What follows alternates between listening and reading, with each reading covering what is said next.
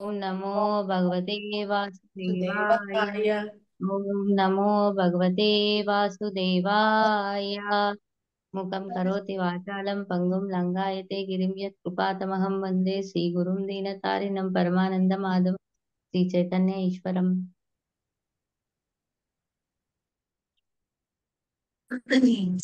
హరి బోల్. అందరికి Hare Krishna. Welcome back to our morning japa session. మనం దీనికి పేరు పెట్టుకున్నాం కదా, పేరు నచ్చిందా అందరికి? Yes Mataji, 10 names. Yes Mataji, బాగుంది మాతాజీ. బాగుంది కదా. శ్లోక వీణపై శ్రద్ధ. మన జపా సెషన్ అని పెట్టుకోకూడదు దానికి. శ్లోక వీణ పైన భక్తి రాగం. హరే కృష్ణ మాతాజీ, ప్రణామం. హరే కృష్ణ మాతాజీ, దండోత్సవం. హరే సో కృష్ణ మనం మాతాజీ. హరే కృష్ణ మాతాజీ. నిన్న మనము ఏ యథామాం ప్రపద్యంతే ఇది చదువుకున్నాం కదా. లేదు మాతాజీ, చదువుకోలేదా? పరివారం వీతరాగ భయక్రోధం. వీతరాగ భయక్రోధ చదువుకున్నాం. ఎవరన్నా ఏమైనా గుర్తుందా చెప్తారా దీని గురించి కొంచెం?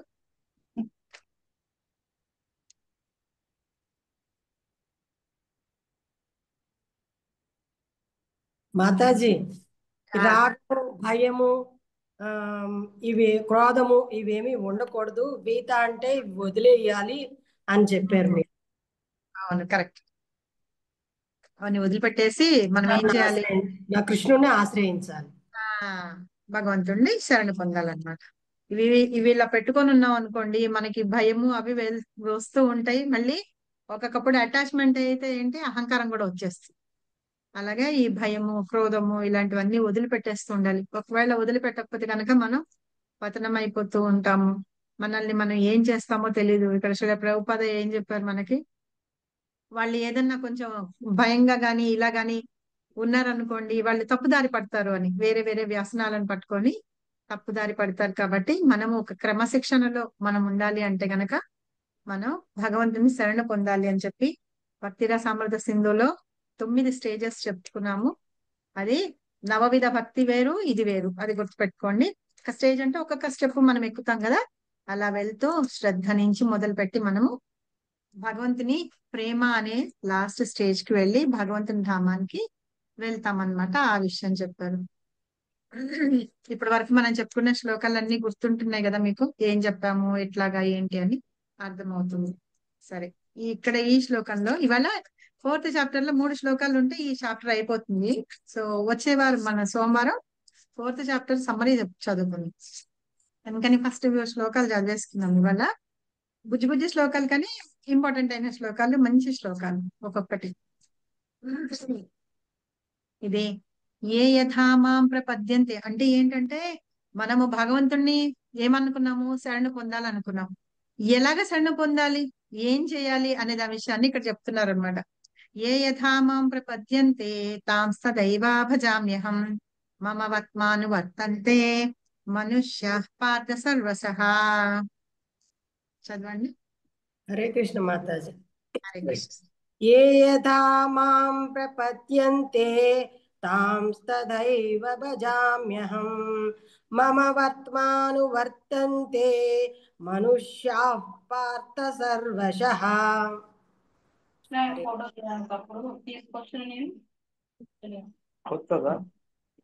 హరే కృష్ణ. చదవండి. ఏ చదవండి. పద్యంతి తాం తథైవ భజామ్యహం మమ వర్త్మానువర్తంతే మనుష్యాః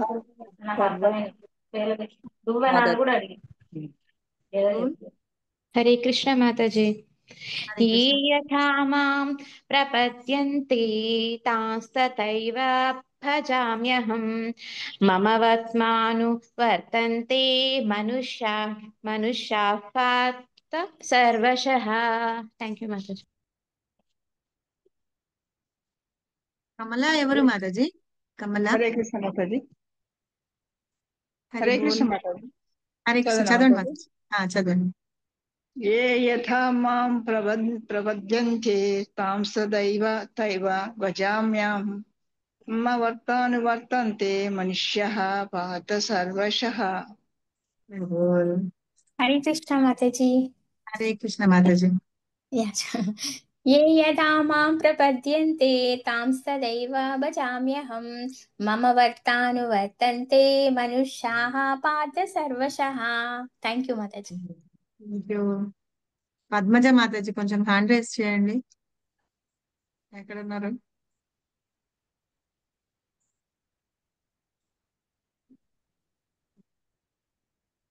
చదవండి.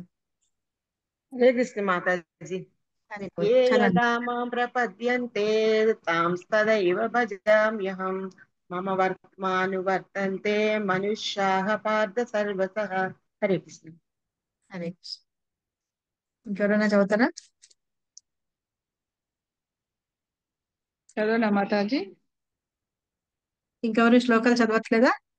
చదవకపోతే చదివేసింది. చదవనా మాతాజీ? చదవండి. హరే కృష్ణ మాతాజీ. హరే కృష్ణ. ఎవరు ఏ విధముగా నన్ను శరణు వేడుతురో వారిని ఆ విధముగా నేను అనుగ్రహింతును. ఓ పార్థ, ప్రతి ఒక్కరూ అన్ని రకములుగా నా మార్గములని అనుసరింతురు. హరే కృష్ణ మాతాజీ. హరే కృష్ణ.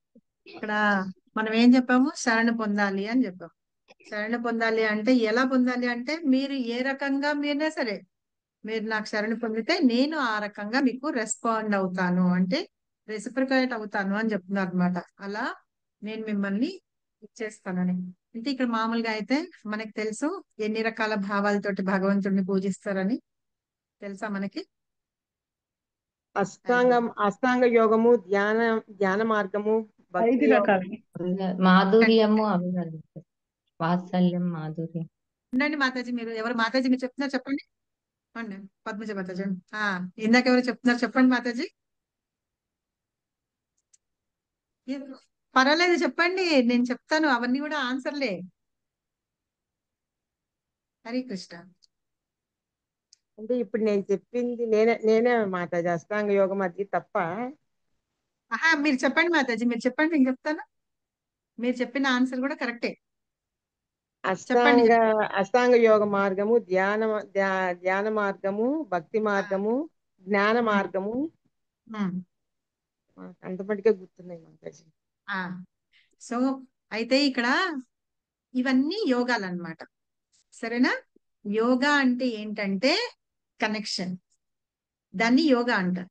మనం మామూలుగా యోగా అంటే ఏం చేస్తాం? కింద పడుకొని కాళ్ళు చాపుకొని చేతులు పెట్టుకొని ఇవి చేస్తాం కదా. అవి దేనికి చేస్తాం? మనం హెల్దీగా ఉండడానికో లేకపోతే శరీరం స్ట్రాంగ్ అవ్వడానికి, మనస్సు ఒక దగ్గర పెట్టుకొని చేయడానికి మనం చేస్తాం. అయితే అందులో కృష్ణ ఎక్కడ ఉన్నాడు? కృష్ణ లేడు, అవునా?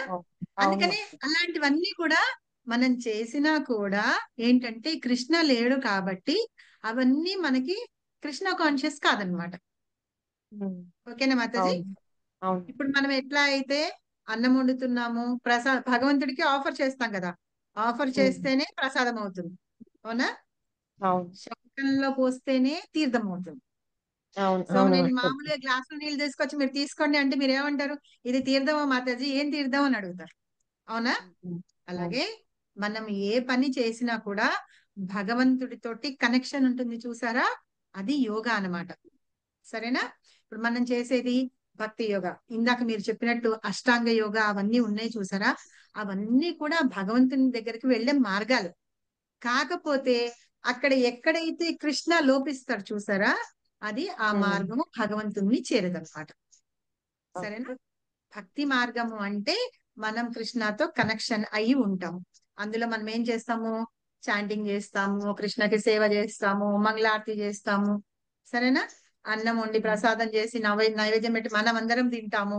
అవన్నీ అంటే కృష్ణని ఇన్వాల్వ్ చేసి ఉన్నాం. ఆ చేసే భక్తి మనం చేసేది ఆ యోగా కృష్ణతో కనెక్ట్ అయ్యింది కాబట్టి అది భక్తి యోగా అన్నమాట. మిగతావన్నీ ఏంటంటే మెట్ల మించి వెళ్లే దారులు, అవి స్లోగా వెళ్తూ ఉంటాయి. ఏ మార్గంలో వెళ్ళినా సరే మనం వాళ్ళందరూ వచ్చి మళ్ళీ భక్తి మార్గంలోకి వెళ్తారు. సరేనా? కాబట్టి మీరు చెప్పిన ఆన్సర్ కూడా తప్పు కాదు, కరెక్టే. కాకపోతే ఏంటంటే మనం ఏ మార్గంలో కృష్ణాన్ని చేరుకోవాలి అనేది అన్నమాట. సరే, మనం మార్గంలో భక్తిని చేస్తూ ఉంటాం. ఇప్పుడు ఇది ఏంటంటే మీరు ఎలా నన్ను ప్రార్థిస్తారు, పూజిస్తారు, నేను అలా మీకు రెసిప్రికేట్ అవుతాను అని చెప్తున్నారు. ఏంటంటే ఇప్పుడు నేను మన ప్రసన్న మాతాజీ కనిపిస్తున్నారు, సుదేష్ణ మాతాజీ కనిపిస్తున్నారు. సో నేను వాళ్ళని నాకంటే పెద్దవాళ్ళు కాబట్టి వాళ్ళు మా అమ్మను మా అక్కను ఏదో అంటారు. వాళ్ళు ఏం చేస్తారు, వాళ్ళకి ఇష్టం అవుతుంది కదా, అలాగే నన్ను మా అక్క అని పిలుస్తున్నారు కదా, నేను రెసిప్రికేట్ అవుతాను. ఓకే, సరే మీరు నాకు కనిపించట్లేదు, సపోజ్ నేను మీకంటే నేను పెద్దదాన్ని అనుకోండి సపోజ్. సో అప్పుడు నేను ఏమంటాను, మీరు నన్ను అక్క అని పిలుస్తారు అనుకోండి, నేను అలాగే రెసిప్రికేట్ అవుతాను. సరేనా? అలాగనమాట. అయితే ఈ 5 రకాల భావాలని, అంటే ఇప్పుడు మనం అనుకునేది ఏంటంటే ఒక భావం. మనం అక్క అనుకున్నా, చెల్లి అనుకున్నా, తండ్రి అనుకున్నా, తల్లి అనుకున్నా, మన పిల్లలు అనుకున్నా, సరేనా, అవన్నీ మన భావంతోటే ఉంటాయన్నమాట. అయితే ఇక్కడ 5 రకాల భావాలతోటి భక్తులు భగవంతుడిని పూజిస్తారు. కొంతమంది ఏం చేస్తారంటే, ఇప్పుడు చెప్పండి, ఇందాక ఆన్సర్లు చెప్పాలనుకున్నారు కదా, వాళ్ళు ఇప్పుడు చెప్పండి ఆన్సర్. వాత్సల్య భావము, మాధుర్య భావము, ఆ, లీలా మాధురి, సత్యం. లీలా మాధుర, చెప్పండి మరి. ప్రేమ భావము, ఫ్రెండ్ సాంఖ్యవాదం. సాంఖ్య సాంఖ్య కాదు, సఖ్య. సఖ్య, మాధుర్య, వాత్సల్య, హనుమంతుడు, దాస్యం. వాత్సల్య భావం, దాస్య భావం. దాసభావం. సో మీరే రెండిటికి ఆన్సర్లు చెప్పారు, చూసారా మీరు. సో మనం నేను ఏదన్నా అడిగినప్పుడు క్వశ్చన్ మీరు భయపడద్దు, మీ క్వశ్చన్ లో ఆన్సర్ ఉంటుంది. కాకపోతే ఏంటంటే మన ఆన్సర్ ఎట్లా ఉంటుంది అనే దానికి మనం ఎలాగ ఇది ఉంటుందో ఒక్కటే అర్థం చేసుకుంటాం. కాబట్టి మీరు ఎవరు భయపడద్దు, మీకు తెలిసింది చెప్పండి, దాని ద్వారా నేను మీకు ఎక్స్ప్లెయిన్ చేయగలుగుతాను. సరేనా? మీరు చెప్పండి. సో 2 ఆన్సర్లు మీరే చెప్పారు, చూసారా. ఒకటేమో మార్గం, భగవంతుని చేరే మార్గం గురించి చెప్పాలి అన్న ఆన్సర్ చెప్పారు నేను. తర్వాత మనం భగవంతుని చేరడానికి మార్గంలో మనం ఆయన్ని ఎలా ఊహిస్తాము, ఎలా పూజిస్తాము అనేది కూడా మీరే ఆన్సర్ చెప్పారు. సో ఇట్లాగ ఏంటంటే ఫస్ట్ శాంత భావం, శాంత భావంతో ఈ ఋషులు మునులు వాళ్ళందరూ ఉన్నారు చూసారా, వాళ్ళు ఊరికనే తపస్సు చేసి భగవంతుడిగానే పూజిస్తారు అనమాట. అది ఒక భావం. రెండోది ఏంటంటే రెండోది దాస్య భావం అండి. దాస్యం అంటేను వాళ్ళకి సర్వెంట్ గా అన్నమాట. ఇప్పుడు హనుమంతుడు రాముడికి సర్వెంట్ గా ఉన్నాడు కదా, అలాగే లక్ష్మీదేవి ఎప్పుడు ఆయన దగ్గర పాదాలు ఒత్తుతూ ఉంటుంది, ఆవిడ కూడా సర్వెంట్ లాగానే ఒత్తుతుంది. సో అలాగా దాస్య భావంతో నేను నీకు సర్వెంట్ ని అని అనుకునేది. ఇంకోటి ఏంటంటే సఖ్యభావం. సఖ్య అంటారు, సాఖ్య అంటారు, సాంఖ్య కాదు. అయితే సాఖ్య భావం ఏంటంటే ఫ్రెండ్షిప్. ఇప్పుడు సుధామ ఉన్నాడు కదా, సుధామ ఫ్రెండ్ కాబట్టే కదా వెళ్ళాడు కృష్ణుడిని సహాయం అడగడానికి, అలా ఫ్రెండ్లీ తోటి. ఇంకొకళ్ళు ఏంటంటే వాత్సల్యం. కొంతమంది ఏమనుకుంటారు, కృష్ణుడిని నా కొడుకు అలాగా అనుకొని పూజిస్తూ ఉంటారు. మేరా బేటా అంటూ ఉంటారు చూసారా కొంతమంది, చాలా మంది మేరా లల్లా అంటూ అలాగనమాట వాత్సల్య భావం. వాళ్ళు ఎవరు అంటే యశోదానందనులు, దేవకి వసుదేవులు, వాళ్ళు వాత్సల్య భావంలో వాళ్ళు ఇచ్చేస్తున్నారు. తర్వాతది వచ్చి మాధుర్యం. మాధుర్యం అంటే ప్రేమ భావం అన్నమాట. అంటే కృష్ణని ఏమనుకుంటారంటే కృష్ణ నావాడు అలా అనుకొని, గోపికలు ఉన్నారు కదా బృందావనంలో, అలాగా వాళ్ళ భావంలో పూజ చేయడం అన్నమాట. ఈ 5 భావాల్లో అన్నిటికంటే టాప్ మోస్ట్ భావము మాధుర్య భావం. మాధుర్య భావంలో ఏంటంటే వాళ్ళు మేము అన్న డిఫరెన్స్ ఉండదు. ఇప్పుడు గోపికలు వాళ్ళందరినీ రాసలీల చేసినప్పుడు కృష్ణుడు అక్కడ వదిలిపెట్టేసి వెళ్ళిపోతాడు అనమాట. మధ్యలో వెళ్ళిపోతే గోపికలు అందరినీ తిడుతూ ఉంటారు, కృష్ణుని ఎంత తిడుతూ ఉంటారు, ఎందుకు అట్లా అని చెప్పి. అలాగే ఆయన ఫ్లూట్ వాయించేసప్పటికే అర్ధరాత్రి పూట, అంటే గోపికల్ని పిలవడానికి ఒక రకం ట్యూన్ ఉంటుందట, ఆవుల్ని మేపడానికి తీసుకెళ్ళినప్పుడు వాటిని పిలవడానికి ఒక ట్యూన్ ఉంటుందట, తన ఫ్రెండ్స్ ని ఆడుకోవడానికి గోపబాలుని పిలవడానికి ఒక ట్యూన్ ఉంటుందట. అంటే ఆ ట్యూన్లన్నీ వాళ్ళకి తెలుసు అనమాట. మనం హరే కృష్ణ మంత్రం ఎన్ని రకాల ట్యూన్స్ లో చెప్తూ ఉంటాం కదా, శ్రీల ప్రభుపాద ట్యూన్ ఉంది ఒకటి అని చెప్పి. అలాగా ఇన్ని రకాల ఆ ఫ్లూట్ అలా వాయిస్తే వాటిని బట్టి ఈ గోపికలందరూ రాత్రికి రాత్రి ఇల్లు విడిచిపెట్టేసి వాళ్ళని ఏం చేస్తున్నా సరే వదిలిపెట్టి అన్ని విడిచిపెట్టి వెళ్ళిపోయేవాళ్ళట. వెళ్ళిపోతే కృష్ణుడు అనేవట, ఏంటి మీరందరూ ఇట్లా వచ్చారు, మీ ఇల్లు పిల్లలు మొగుళ్ళని అందరినీ అత్తగారులని వాళ్ళందరినీ వదిలిపెట్టి వచ్చారు, వెళ్ళిపోండి అంటేను, నువ్వు పిలిచావు కాబట్టి మేము వచ్చాం, మేము అన్ని వదిలిపెట్టాం, వాళ్ళందరూ తిడుతున్నా సరే వచ్చాం, మేము ఎక్కడికి వెళ్ళామంటారట. కృష్ణుడుట ఒకప్పుడు అట్లాగా మాయమైపోయేవాట. మాయమైపోయినప్పుడు వీళ్ళకందరికి కోపం వచ్చి, కోపం ఒకసారి పక్కన విరహ భావన ఒకటి అనమాట, కృష్ణుడు వెళ్ళిపోయాడని. చెట్లని పుట్లని అన్నిటినీ అడిగేవాళ్ళట, కృష్ణ ఏడి, కృష్ణ ఎక్కడికి వెళ్ళారు, మీరు చూసారా అని అడుగుతూ ఉండేవాళ్ళ. మళ్ళీ అడుగుతూ మళ్ళీ మళ్ళీ వాళ్ళే బాధపడుతూ ఉండేవారు. కృష్ణ మమ్మల్ని ఎందుకు ఇలా వదిలిపెట్టి వెళ్ళిపోయావు అని చెప్పి వాళ్ళు బాధపడుతూ ఉండేవాళ్ళ. ఇంకా ఏం చెప్తారట అంటే బ్రహ్మదేవుణ్ణి తిడతారట. ఇగో నువ్వు మాకు కన్ను రెప్పలు ఎందుకు ఇచ్చావు నువ్వు? ఒక క్షణం ఇలా కన్ను ఇట్లా రెప్ప వేసేటప్పటికి కృష్ణుడు మాయమైపోయాడు. ఆ రెప్పలతో కూడా అవి కూడా ఇవి కాకుండా రెప్పలు ముయ్యకుండా మేము కృష్ణుడిని చూడాలనుకుంటున్నాం, నువ్వు ఆ రెప్పలు మాకు ఎందుకు ఇచ్చావు, కన్ను రెప్పలు ఇలా ఇచ్చావు అని చెప్పి బ్రహ్మదేవుణ్ణి తిడతాట. ఇవన్నీ గోపి గీతలో ఉంటాయి. ఇవంతా మనం ఒక రోజు గోపి గీత చెప్పుకుందాం. ఇంకా ముందుకు వెళ్ళిన తర్వాత అవి చెప్పుకుంటూ వాటిలో మాధుర్యాన్ని కూడా మనం ఆస్వాదిద్దాం. సో అట్లాగా బ్రహ్మదేవుణ్ణి తిడుతూ ఉంటాట మాధుర్య ప్రేమ. ఇప్పుడైతే శాంత భావము, సాఖ్య భావము, దాస్య భావము, ఇంకా ఏంటి వాత్సల్యం. ఈ వాత్సల్య భావం. మాధుర్య ఆ 4 కూడా ఈ మాధుర్య భావంలో ఉంటాయట. అందుకనే గోపికలు అన్ని రకాలుగా బిహేవ్ చేస్తూ ఉంటారని, అందుకనే అది టాప్ మోస్ట్ గా ఉంటుంది అని చెప్పి. సో ఇప్పుడు ఎవరు ఎలా భగవంతుణ్ణి పూజిస్తారో, ధ్యానిస్తారో, వాళ్ళకి శరణు పొందుతారో వాళ్ళకి అలాగనమాట.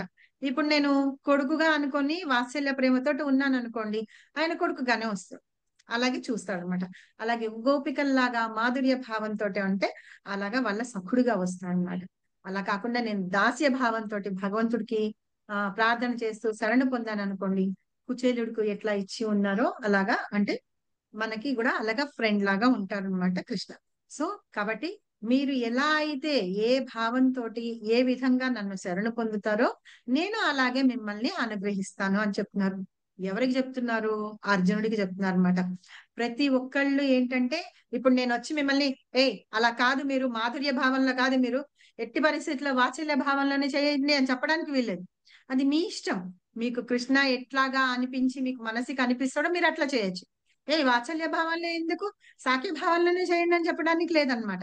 మీకు ఎలా కృష్ణుడు ఆనందం కలుగుతుందో, ఎలా సేవ చేస్తే ఎలా కలుగుతుందో మీరు అలాగా చేయొచ్చు అనమాట. వాళ్ళ మార్గం ఎలా అనుసరించి వస్తారో ఆ మార్గంలోనే నా దగ్గరికి చేరుతారు వాళ్ళందరూ అని కృష్ణుడు ఇక్కడ చెప్తున్నారు అనమాట. సో ఇక్కడ ఏంటంటే ఇక్కడ నేను ఒకటి రాశాను ఏంటంటే గోపి గీతలో, ఇందాక మనం అన్ని చెప్పుకున్నాం కదా గోపి గీతలో.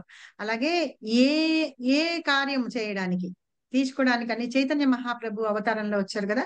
మనం చైతన్య మహాప్రభు వచ్చినప్పుడు మనం ఆయన్ని ఎట్లాగా మామూలుగానే భగవంతుడిగా మనకి తెలుసు అలా తీసుకుంటాం, అలాగే ఆయన చెప్పినట్టుగా కూడా మనం చేస్తామట. ఈ రకంగా కృష్ణ చెప్తున్నాను అనమాట. మీరు ఏ భావంలోనూ ఏ దీనిలో చేస్తే నేను మీకు అలా దొరుకుతాను అని. ఈ భాష్యం చదవండి ఎవరైనా.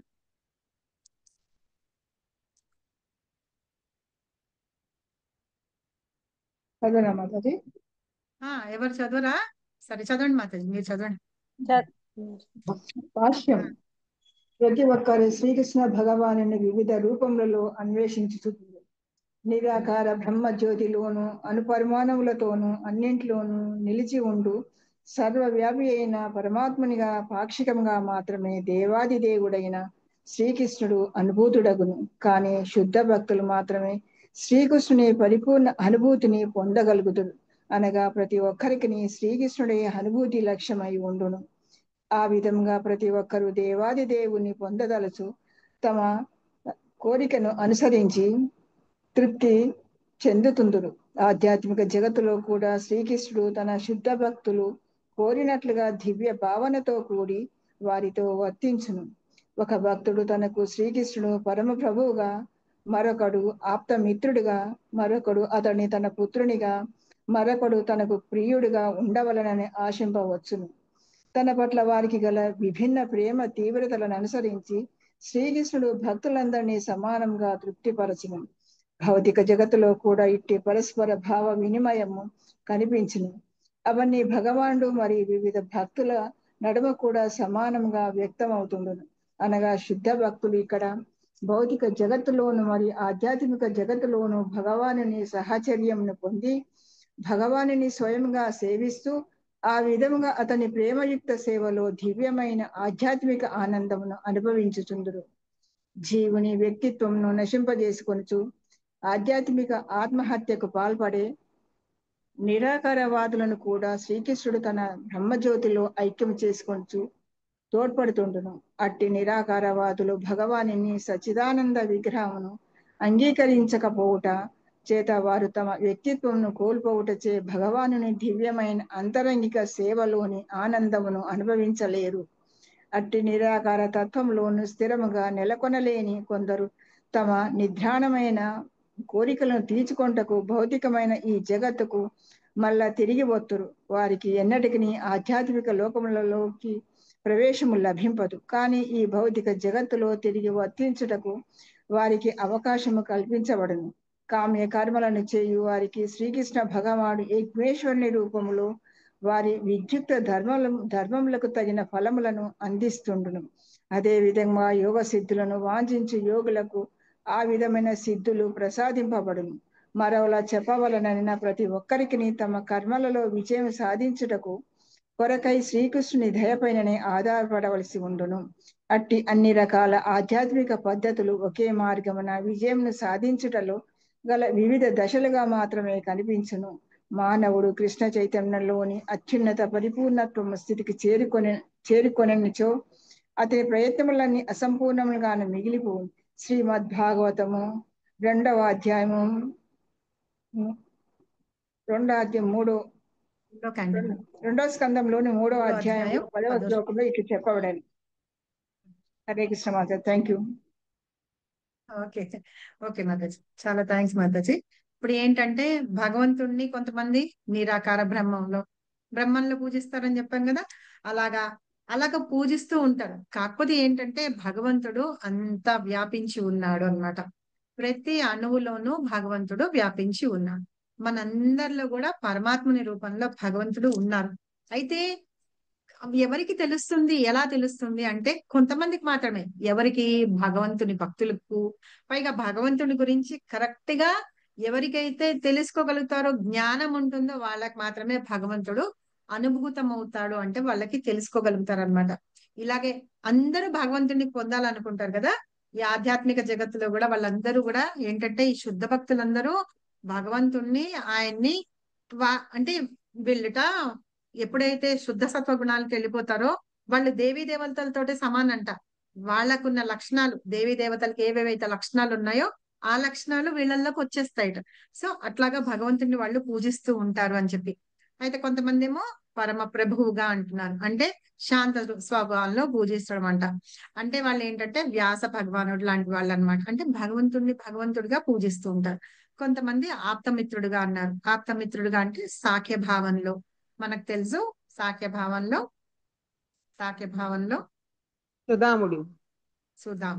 సుధాముడు తోటి.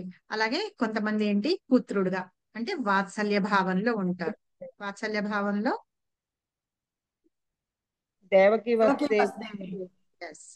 తర్వాత కొంతమంది ప్రియుడిగా అన్నమాట.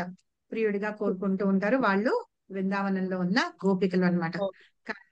ఎవరు ఏ భావనలో పూజించినా సరే భగవంతుడు వాళ్ళందరినీ ఒకేలాగా చూస్తారు. ఆయనకి మాత్రం పార్షాలిటీ అనేది ఉండదన్నమాట. కానీ ఏం చేస్తామంటే మనందరి కోరికలు తీరుస్తూ ఉంటారు కదా.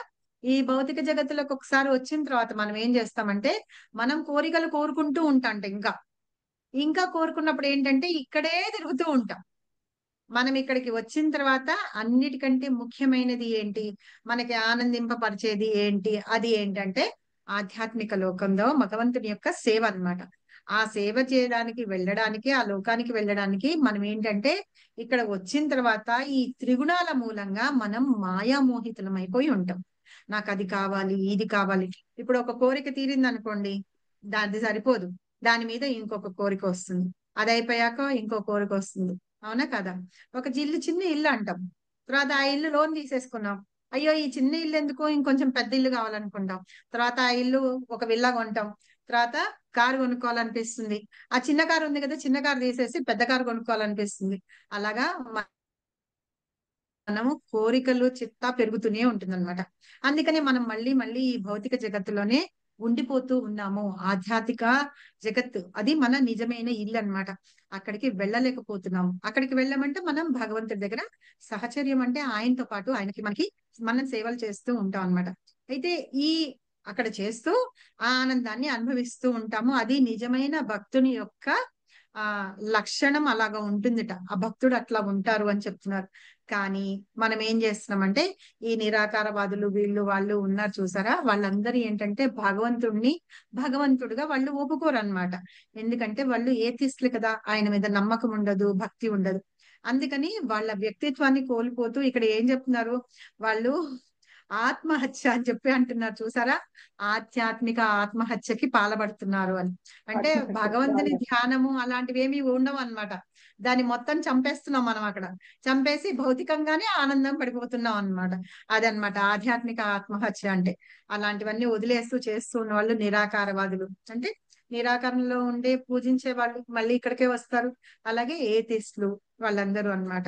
భగవంతుణ్ణి పూజించడము చేయడము అవన్నీ చెయ్యక మన వ్యక్తిత్వాన్ని, అసలు మనం ఎవరము ఏంటి అనే విషయాన్ని అందరం మనం కోల్పోతున్నాము అని చెప్పేసి చెప్తున్నారు.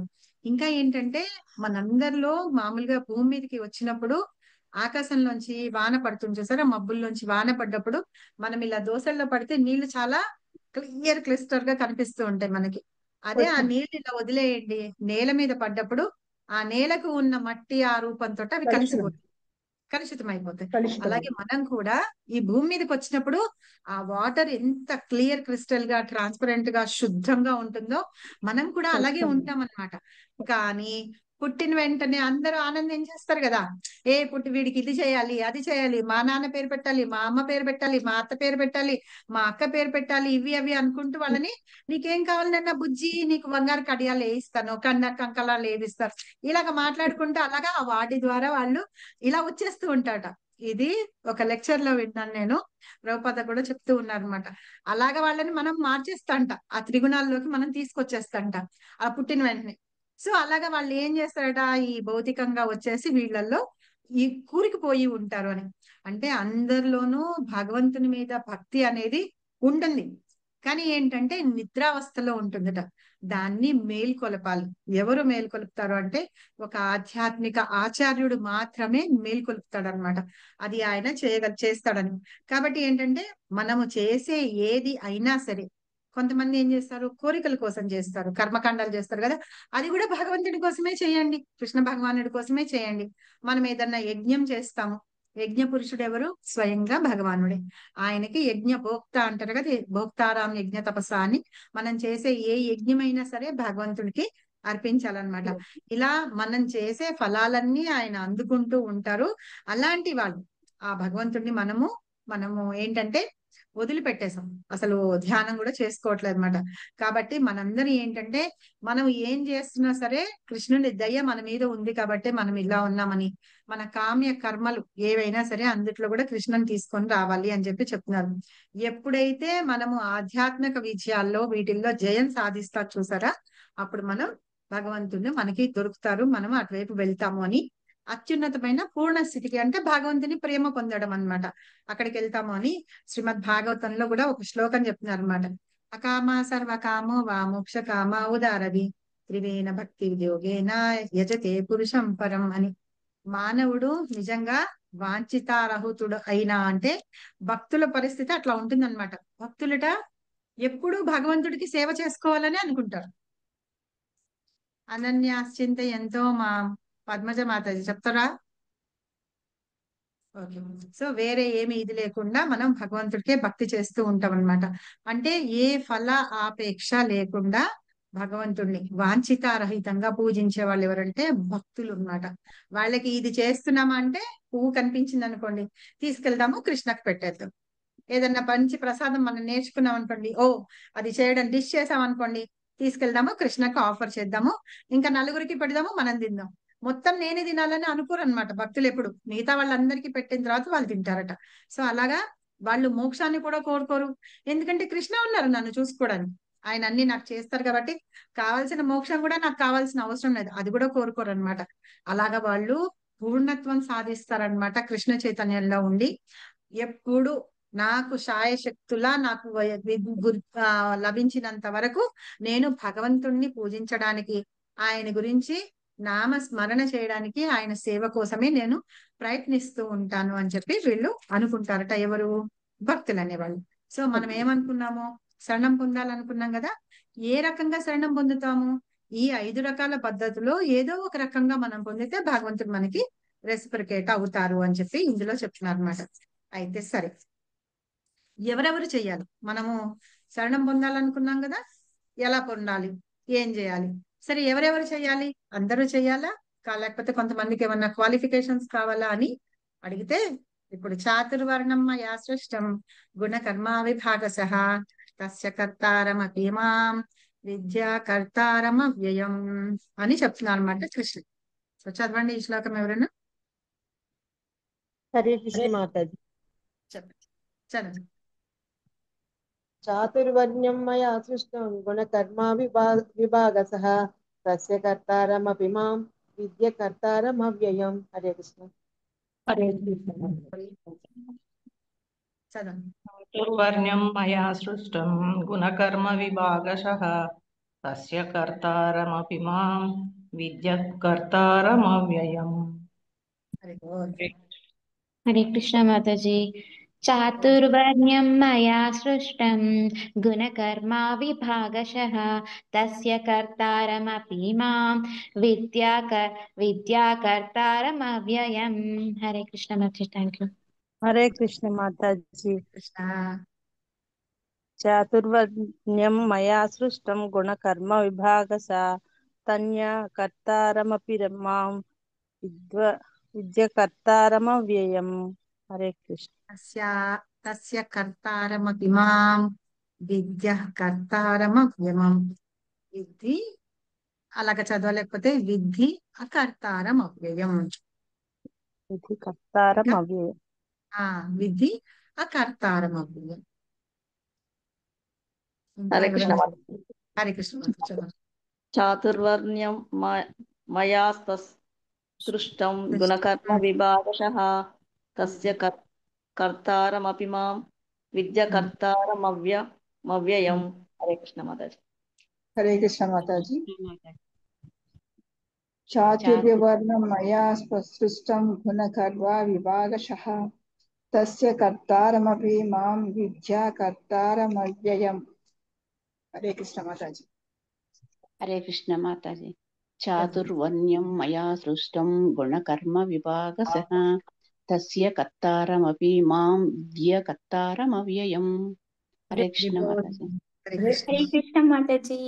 హరే కృష్ణ. చాతుర్వర్ణ్యం మయా స్పష్టం గుణకర్మ విభాగశః తస్య కర్తారమపి మాం విద్య కర్తారమవ్యయం. థ్యాంక్ యూ మాతాజీ. హరే కృష్ణ మాతాజీ.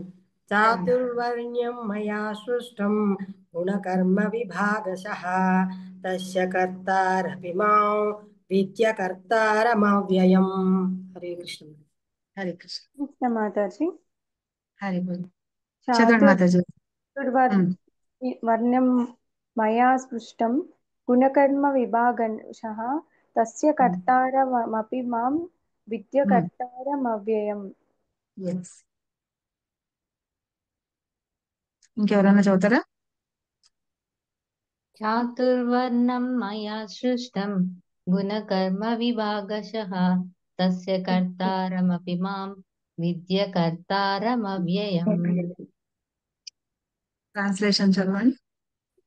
హరే కృష్ణ మాతాజీ. చదవచనం. అనువాదము. భౌతిక ప్రకృతి త్రిగుణములు మరియు తత్సంబంధిత కర్మలను అనుసరించి మానవ సమాజము నందలి చాతుర్వర్ణ్యములు నాచే సృజింపబడినవి. ఈ విధానమునకు నేనే కర్తనైనను అవ్యయుడనగుటచే ఆ కర్తగానే నన్ను నీవు తెలుసుకొనుము. హరే కృష్ణ మాతాజీ. అకర్త అంటే నేను కర్త కాదు అని అర్థం. ఓకే, సో ఇక్కడ ఏం చెప్తున్నారు? మనకి 4 వర్ణాలు ఉన్నాయి, తెలుసు కదా? హరిబోల్. తెలుసు మాతాజీ. బ్రాహ్మణ, వైశ్య, శూద్ర. వాళ్ళు ఎక్కడెక్కడి నుంచి వచ్చారటంటే భగవంతుని శరీరం నుంచి భాగాలే అంటారు వాళ్ళని కూడా. బ్రాహ్మణులము భగవంతుని శిరభాగం, ఈ భుజాలు ఇవేమో క్షత్రియులు, తర్వాత ఈ కింద భాగం కొంచెం కింద భాగం ఏమో వైశ్యులు, కింద కాళ్ళు పాదాల భాగం వచ్చి శూద్రులు అంటారు అనమాట. వీళ్ళందరినీ కూడా భగవంతుడే సృష్టించాడు. ఎలా సృష్టించారు అంటే వాళ్ళ గుణ కర్మలని ఆధారంగా వాళ్ళని సృష్టించారనమాట. అయితే ఇక్కడ మనం ఇప్పుడు ఒక కొంచెం మాట్లాడుతున్నాం. అయితే ఏం చెప్తారంటే శ్రీమద్ భాగవతంలో కూడా ఉంది ఈ విషయము. ఒకసారి స్టోరీ చెప్పనా, మామూలుగా చెప్పేనా? స్టోరీ చెప్పండి. అదే చెప్పండి. ఆ, అశ్వత్థామ తెలుసు కదా మనందరికి. అశ్వత్థామ తెలుసు మాతాజీ, ద్రోణాచార్యుడి పుత్రుడు. ద్రోణాచార్యుడి పుత్రుడు. సో ఆ ద్రోణాచార్యుడు బ్రాహ్మణుడు. బ్రాహ్మణుడు కొడుకు బ్రాహ్మణుడు. కానీ కృష్ణ అతన్ని బ్రాహ్మణుడు అన్నాడు అనమాట. అతన్ని ఏమంటారంటే బ్రాహ్మణ బంధువు అంటారు. మనం మామూలుగా బంధువు అంటే బంధువులు అనుకుంటాం కదా. నేను ప్రసన్న మాతాజీ బంధువులు అంటే మేమందరం భగవద్ బంధువులం, అవునా? ఇక్కడ బ్రాహ్మణ బంధువు అంటే బ్రాహ్మణుడు కాని వాడిని బ్రాహ్మణ బంధువు అంటారు. ఓకే, ఎందుకు అంటారు అంటే కురుక్షేత్ర యుద్ధం జరుగుతుంది, అవునా? అక్కడ అంతా అయిపోయిన తర్వాత వీళ్ళు ఉప పాండవుల్ని చంపేస్తారు. అది వరకు తెలుసు కదా మనకి. ఉప పాండవుల్ని వచ్చి రాత్రిపూట పడుకొని ఉంటే పాండవులే అనుకొని వాళ్ళ తలకాయలు నరికేసి వెళ్ళిపోతాడు అశ్వత్థామ. అయితే అది చూసిన తర్వాత అర్జునుడికి వాళ్ళకి చాలా కోపం వస్తుంది అనమాట. అర్జునుడు శపథం చేస్తాడు, వాడు ఎట్లాగైనా వాడిని చంపేస్తాను నేను అని. అయితే కృష్ణ ఏం చేస్తాడు, అప్పటికే అట్లా ఉంటారనమాట. రథం రెడీగా ఉంటుంది. ఆ యుద్ధంలో అంతా కృష్ణుడు రథ సారథిగా ఉన్నారు కదా. అయితే సరే వెళ్దాం, పట్టుకొని వద్దామని చెప్పేసి వాళ్ళు వెనక వెళ్ళి అశ్వత్థామని పట్టుకొని తీసుకొని వస్తారనమాట. పట్టుకొని తీసుకొస్తే తన్ని చంపిమంటారు. ఇక్కడ వీళ్ళ ముగ్గురు ఉంటారనమాట. ఈ పాండవుల భార్య ఎవరు? ద్రౌపదీదేవి. ఇప్పుడు ఆ ఉప పాండవులందరూ ద్రౌపదీదేవి పిల్లలే కదా. ఇక్కడ పుత్రశోకం అనుభవిస్తుంటుంది అనమాట ఆవిడ. సో అక్కడికి తీసుకెళ్లి ఎవరి పిల్లల్ని అయితే చంపేస్తున్నారు కదా ఆ తల్లి వాళ్ళకి తనకి అంటే ఇక్కడ చంపమంటే అర్జునుడు కూడా అనుకుంటాడు అనమాట, నిజంగానే చంపేలా ఒక బ్రాహ్మణ్ణి చంపితే పాపం చుట్టుకుంటుంది కదా, బ్రహ్మహత్య పాతకం చుట్టుకుంటుంది అని. అంటే అప్పుడు కృష్ణ చెప్తాడనమాట, అతనిలో బ్రాహ్మణ లక్షణాలు ఏమున్నాయి, వాళ్ళ నాన్న బ్రాహ్మణుడు అవ్వచ్చు కాక, మామూలుగా శాస్త్ర ప్రకారం ఏంటంటే ఒక బ్రాహ్మణ వంశంలో పుడితేనే బ్రాహ్మణుడు కాదు, బ్రాహ్మణ లక్షణాలు ఉండి ఆ గుణ కర్మలు ఏవైతే ఉన్నాయో అవన్నీ చేసిన వాళ్ళు మాత్రమే బ్రాహ్మణులు అనబడతారు. ఇతను వాటన్నిట్లో ఏవి చేయట్లేదు, ఒక మంచి లేదు, ఒక ఇది లేదు, అలాగ పిల్లల్ని చంపేసి వెళ్ళిపోయినాడు, పైగా దాక్కొని చీకట్లో వచ్చి చంపేసి వెళ్ళిపోయినాడు. అతన్ని బ్రాహ్మణ బంధువు అంటాం కాబట్టి అతన్ని చంపేయడంలో తప్పు లేదు. చంపే అర్జున అంటాం. చంపే అర్జున అంటే అప్పుడు ద్రౌపదీదేవి అంటుందన్నమాట, అతన్ని వద్దు, చంపద్దు. ఇప్పుడు అతను బ్రాహ్మణుడు కాకపోయినా అయినా సరే మీరు చంపేస్తే ఆ పాపం మనకి చుట్టుకుంటుంది అంటుంది. ఇంకా ఏమంటుందంటే తల్లి కృపాచార్యుడి పుత్రశోకం పొందుతుంది కదా ఆవిడ పేరేంటి, కృపినా ఏదో ఉండాలి కదా, గుర్తులేదు నాకు. ద్రోణాచార్యుడి భార్య కదా, అప్పటికి ద్రోణాచార్యుడు చనిపోయినాడు కదా. సో ఆల్రెడీ ఆవిడ భర్త పోయిన బాధలో ఉంది. ఇప్పుడు ఈ అశ్వత్థామ కూడా చనిపోతే ఆవిడ ఒక తల్లి పుత్రశోకం కూడా అనుభవిస్తూ ఉంటుంది. నేను ఏ శోకాన్ని అయితే ఇప్పుడు అనుభవిస్తున్నానో ఆ శోకాన్ని ఆవిడకి ఇవ్వడం నాకు ఇష్టం లేదు. ఎప్పుడైనా సరే ఆడవాళ్ళట ఫస్ట్ పుట్టినప్పటి నుంచి తండ్రి నీడలో ఉంటారనమాట, వాళ్ళ బాధ్యతగా ఉంటారు. తర్వాత పెళ్ళైపోయిన తర్వాత భర్త బాధ్యతగా ఉంటారట, తర్వాత పుత్రుడు. సో ఈ విషయము కర్దమముని భార్య ఎవరు, దేవహూతి, కపిల భగవానుడి తల్లి అన్నమాట. ఆవిడ అడుగుతుందన్నమాట, ఇలా ఉంది కదా మన శాస్త్రంలో చెప్పి, నువ్వు నాకు ఒక పుత్రుడిని ఇచ్చి నువ్వు సన్యాసం తీసుకుని అడవులకు వెళ్ళిపోమని చెప్తుంది. అప్పుడు ఆయన మన కపిల ముని ఆయనకి ఆవిడకి కొడుకుగా ఇచ్చి ఆయన వెళ్ళిపోతాడు అనమాట. ఇప్పుడు నేను ఎవరి సంరక్షణలో ఉండాలి, అంతకు ముందు ఆల్రెడీ 9 మంది ఉన్నారు, ఆడపిల్లలు ఉన్నారు. ఆ 9 మందికి మంచి మంచి భర్తలను చూసి పెళ్లి చేసేసారు, అయిపోయింది. ఇప్పుడు నువ్వు వెళ్ళిపోతావు, నేను ఒక్కదాన్ని ఎలా ఉండాలి, శాస్త్రాలు చెప్తున్నాయి కదా పుత్రుడి ఆధీనంలో ఉండాలి, వాళ్ళ షెల్టర్ లో ఉండాలి అని చెప్పి. మరి నువ్వు వెళ్ళిపోతున్నావు, తండ్రి దగ్గర నుంచి నేను నీ దగ్గరకు వచ్చాను, నువ్వు వెళ్ళిపోతుంటే నాకు ఎవరు దిక్కు, నన్ను ఎవరు చూసుకుంటారు అని అడిగితే అప్పుడు కపిల భగవానుడు అన్నమాట, ఆయన ఒక కొడుకుగా ప్రసాదిస్తే స్వయంగా భగవంతుడే కపిల భగవానుడిగా వచ్చి ఆవిడ్ని చూసుకొని సాంఖ్య శాస్త్రం అదే కపిల భగవానుడు ఉపదేశాలు అని చెప్తాము. సాంఖ్య శాస్త్రాన్ని ఆవిడకి ఉపదేశిస్తారనమాట. సో ఇప్పుడు అదే అంటుందన్నమాట ద్రౌపది. ఆవిడికి నేను నాకు పుత్రశోకం ఏదైతే ఉందో ఆ శోకాన్ని నేను ఆవిడకి ఇవ్వదలుచుకోలేదు, కాబట్టి అశ్వత్థామని వదిలేయండి అని చెప్తారు. అశ్వత్థామకి ఇక్కడ ఒక మణి ఉంటుంది, మణితోటి పుడతాడు. ఆ మణితోటి ఏంటంటే అతను చాలా గర్వంతో ఉంటూ ఉంటాడు, పైగా చిరంజీవి కూడా. ఏంటంటే ఎవరికైనా సరే సగం తల గొరిగేస్తే అది వాళ్ళకి తలకై తీసేసినట్టు ఆ అర్థం అన్నమాట క్షత్రియుల్లో అయితే. సో అందుకని ఏం చేస్తారు, ఈ మణి తీసేసి తల గొరిగేసి ఒక సగం తల గొరిగేసి పంపించేస్తారు. అయితే అట్లాగా చేసి పంపిస్తారు, దాంతో మరణించిన వాళ్ళతోటి సమానం అని చెప్పి ఆ చేసి పంపిస్తారు. ఆ విషయం చెప్పేటప్పుడు కృష్ణ చెప్తారనమాట, ఎప్పుడైనా సరే ఇప్పుడు శూద్రులుగా పుట్టి శూద్ర కులంలో పుట్టిన వాళ్ళైనా సరే బ్రాహ్మణ లక్షణాలు అంటే వాళ్ళు కర్మలు అలాంటివన్నీ చేస్తూ ఉంటే వాళ్ళు శూద్రులైనా సరే వాళ్ళని బ్రాహ్మణులు అంటారు అని చెప్పి. ఎవరైనా సరే మేము సో అండ్ సో వాళ్ళు బ్రాహ్మణ కుటుంబంలో పుట్టాము కానీ మనం ఆ లక్షణాలన్నీ మనకి లేవు, ఆ కర్మలన్నీ మనం చేయట్లేదు అనుకోండి, వాళ్ళు బ్రాహ్మణులు కాదు, శూద్రుల కంటే కూడా చాలా తక్కువ అని చెప్తారనమాట. ఇదే విషయం చైతన్య చరితామృతంలో మీకు గుర్తుంటే మీరు వింటే గనక అందులో కూడా చెప్తారు. ఎవరు మహాప్రభు చెప్తారనమాట. ఎక్కడ చెప్తారు, హరిదాస్ ఠాకూర్ దగ్గర చెప్తారు. అతను ముస్లిం కుటుంబం దానిలో పుట్టినా భక్తి చేస్తున్నాడు, చాంటింగ్ చేస్తూ అంతా చేస్తున్నాడు, కాబట్టి అందుకనే అతనికి నామాచార్య అని బిరుదు కూడా ఇస్తారనమాట మహాప్రభు. సో ఇట్లాగా అలాంటి వాళ్ళని బ్రాహ్మణ బంధు అని అంటారు. సో అలాగే క్షత్రియ లక్షణాలు లేని వాళ్ళని క్షత్రియ బంధు అని అంటారు అని చెప్పి భాగవతంలో ఉంది. మళ్ళీ నెక్స్ట్ ఎప్పుడన్నా మీకు ఆ స్టోరీ చెప్పేటప్పుడు నేను చెప్తాను ఇక్కడ ఏ చాప్టర్ లో ఎక్కడ ఉంది అని. సో ఆ రకంగా ఇక్కడ మనం ఏంటంటే ఒక వర్ణంలో పుట్టాము అంటే ఆ వర్ణంలో మనం చేయవలసిన కర్మలు ఏవైతే ఉంటాయో అవి చెయ్యాలన్నమాట. ఒకవేళ అలా గనక చేయకపోతే గనక మనల్ని ఆ వర్ణానికి చెందిన వాళ్ళు కాకుండా ఉంటాము. కాబట్టి ఇక్కడ ఏంటంటే చాతుర్వర్ణం మయా సృష్టం, ఆ గుణ కర్మలని బట్టి ఈ విభాగాలుగా చేశారనమాట భగవంతుడు. వాళ్ళందరూ కూడా ఈయన నుంచే వచ్చారు.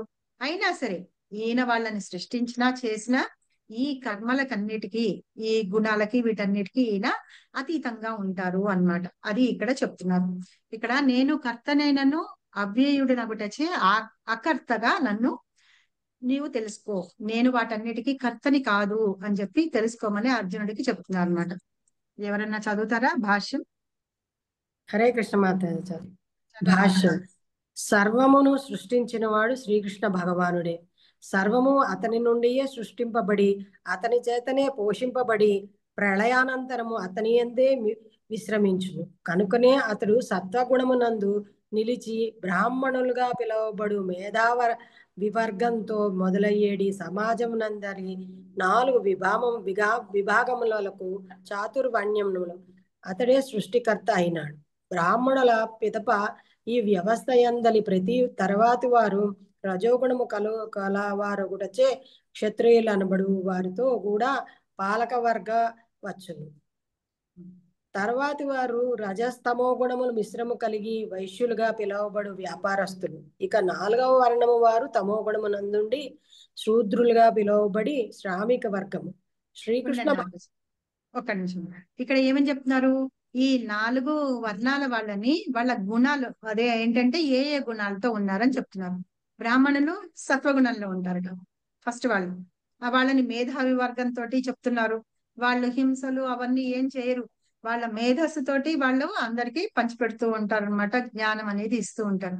చాణక్య పండిత్ తెలుసు కదా, చంద్రగుప్త మౌర్యకి ఆయనకి ఎంత జ్ఞానం ఇచ్చాడు కదా, ఎలా అసలు ఒక దేశాన్ని ఒక రాజ్యాన్ని ఎలా ఇది చేయాలి అనే విషయాలన్నిటికీ చాణక్య పండిత్. అందుకని చాణక్య నీతిలో అన్ని కూడా చదువుతాం కదా, వాళ్ళు మేధావి వర్గానికి సంబంధించిన వాళ్ళు అనమాట. వాళ్ళు వీళ్ళందరికీ చెప్తూ ఉంటారు. వాళ్ళు ఈ సమాజంలో ఉన్న మిగతా ముగ్గురికి కూడా వీళ్ళు జ్ఞానాన్ని ప్రసాదిస్తూ ఉంటారు. వాళ్ళు సత్వగుణంలో ఉంటారు.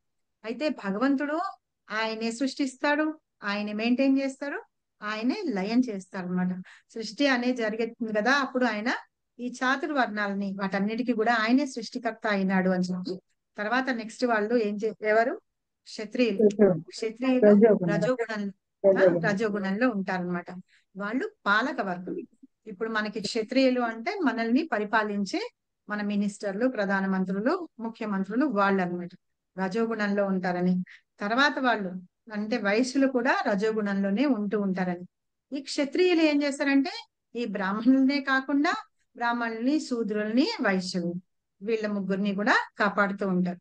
అంటే సమాజంలో ప్రతి ఒక్కరూ అందరి కోసం పనిచేస్తూ ఉంటారు. ఇప్పుడు బ్రాహ్మణులు వీళ్ళందరికీ జ్ఞానాన్ని ప్రసాదిస్తారు. క్షత్రియులు వచ్చి ఈ ముగ్గురిని రక్షిస్తూ ఉంటారు. వైశ్యులు వచ్చి వాళ్ళు కూడా రజోగుణంలో ఉంటారు. వాళ్ళు ఏం చేస్తారు, వీళ్ళందరికీ కావలసిన అన్నము, పంటలు పండించడం, బిజినెస్ అన్నమాట. బిజినెస్ దగ్గర వాళ్ళు అవన్నీ చేస్తూ ఉంటారు అనమాట. వాళ్ళని వ్యాపారస్తులు అంటుంది. తర్వాత 4వ దానికి సంబంధించిన వాళ్ళు తమో గుణంలో ఉంటారు. వాళ్ళు శూద్రులు అన్నమాట. వీళ్ళు ఏం చేస్తారు, వీళ్ళ ముగ్గురికి కూడా సేవ చేస్తూ ఉంటారు. శ్రామిక వర్గానికి చెందిన వాళ్ళు అని చెప్పి చెప్తున్నారు. ఇలాగా ఒక సమాజంలో ప్రతి ఒక్క వర్ణానికి చెందిన వాళ్ళు మిగతా వాళ్ళకి సహాయం చేస్తూ ఉంటారు. వాళ్ళు ఏ ఏ గుణాల్లో ఉన్నారు అని ఇక్కడ చెప్తున్నారు అనమాట.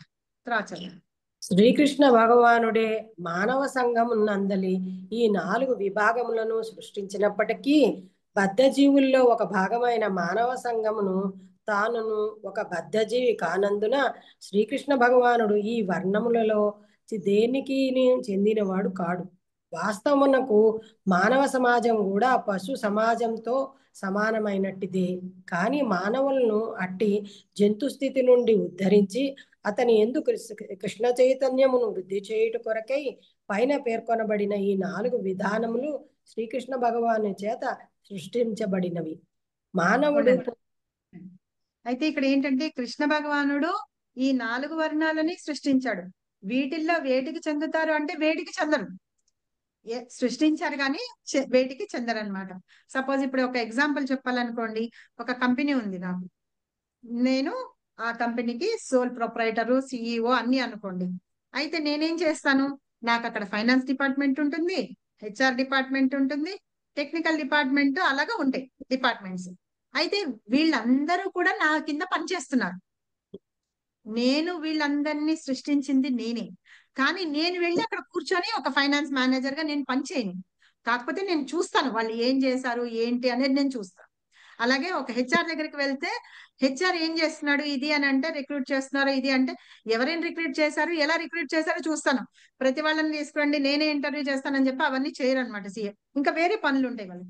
అలాగే భగవంతుడు కూడా ఆ కంపెనీ యజమాని ఎలా ఉన్నారో అలాగే అన్నమాట. ఈ డిపార్ట్మెంట్స్ అందరూ ఏవేవి ఉన్నాయో మిగతా వాళ్ళందరూ ఈ 4 వర్ణాల వాళ్ళు వాళ్ళు. కాబట్టి ఎలా అయితే ఈ బాస్ కి ఇక్కడ వీటన్నిటిలోనూ పని చేయకుండా వాటిని అబ్జర్వ్ చేస్తూ ఉంటారో, అట్లాగే భగవంతుడు కూడా ఈ వర్ణాలన్నీ సృష్టించినా కూడా ఆయన వాటిల్లో ఉండరన్నమాట. వాటిని అబ్జర్వ్ చేస్తూనే ఉంటారు. నిజంగా చెప్పాలంటే మన మానవ సమాజం అంతా ఒక జంతు జాతికి సంబంధించిన దానిలాగానే అన్నమాట. ఈ స్థితి నుండి మనందరినీ బయటకు తీసుకురావడానికే ఈ కృష్ణ చైతన్యం అనేది. కృష్ణ చైతన్యం అంటే ఏంటంటే మనం ఎలా ఉండాలి, ఎలా మాట్లాడాలి, ఎలా పనులు చేయాలి, ఇంకొకళ్ళతోటి ఎలా బిహేవ్ చేయాలి, అవన్నీ మనకి కృష్ణ చైతన్యంలో చెప్తున్నారనమాట. అలాగ వచ్చి మన మానవ సమాజం ఏదైతే ఉందో వాటిని వృద్ధి చేయడం అంటే జ్ఞానంతో చేసి భగవంతుని ధామానికి తీసుకెళ్లడమే ఈ కృష్ణ చైతన్యం యొక్క ఉద్యమం అన్నమాట. కాబట్టి అలాంటి దాన్ని భగవంతుడు స్వయంగా సృష్టించాడు అని చెప్తున్నారు. ఓకేనా, చదవండి. మానవుడు పొందియున్నట్టి గుణములను అనుసరించి కర్మ ప్రవృత్తి నిర్ణయింపబడును.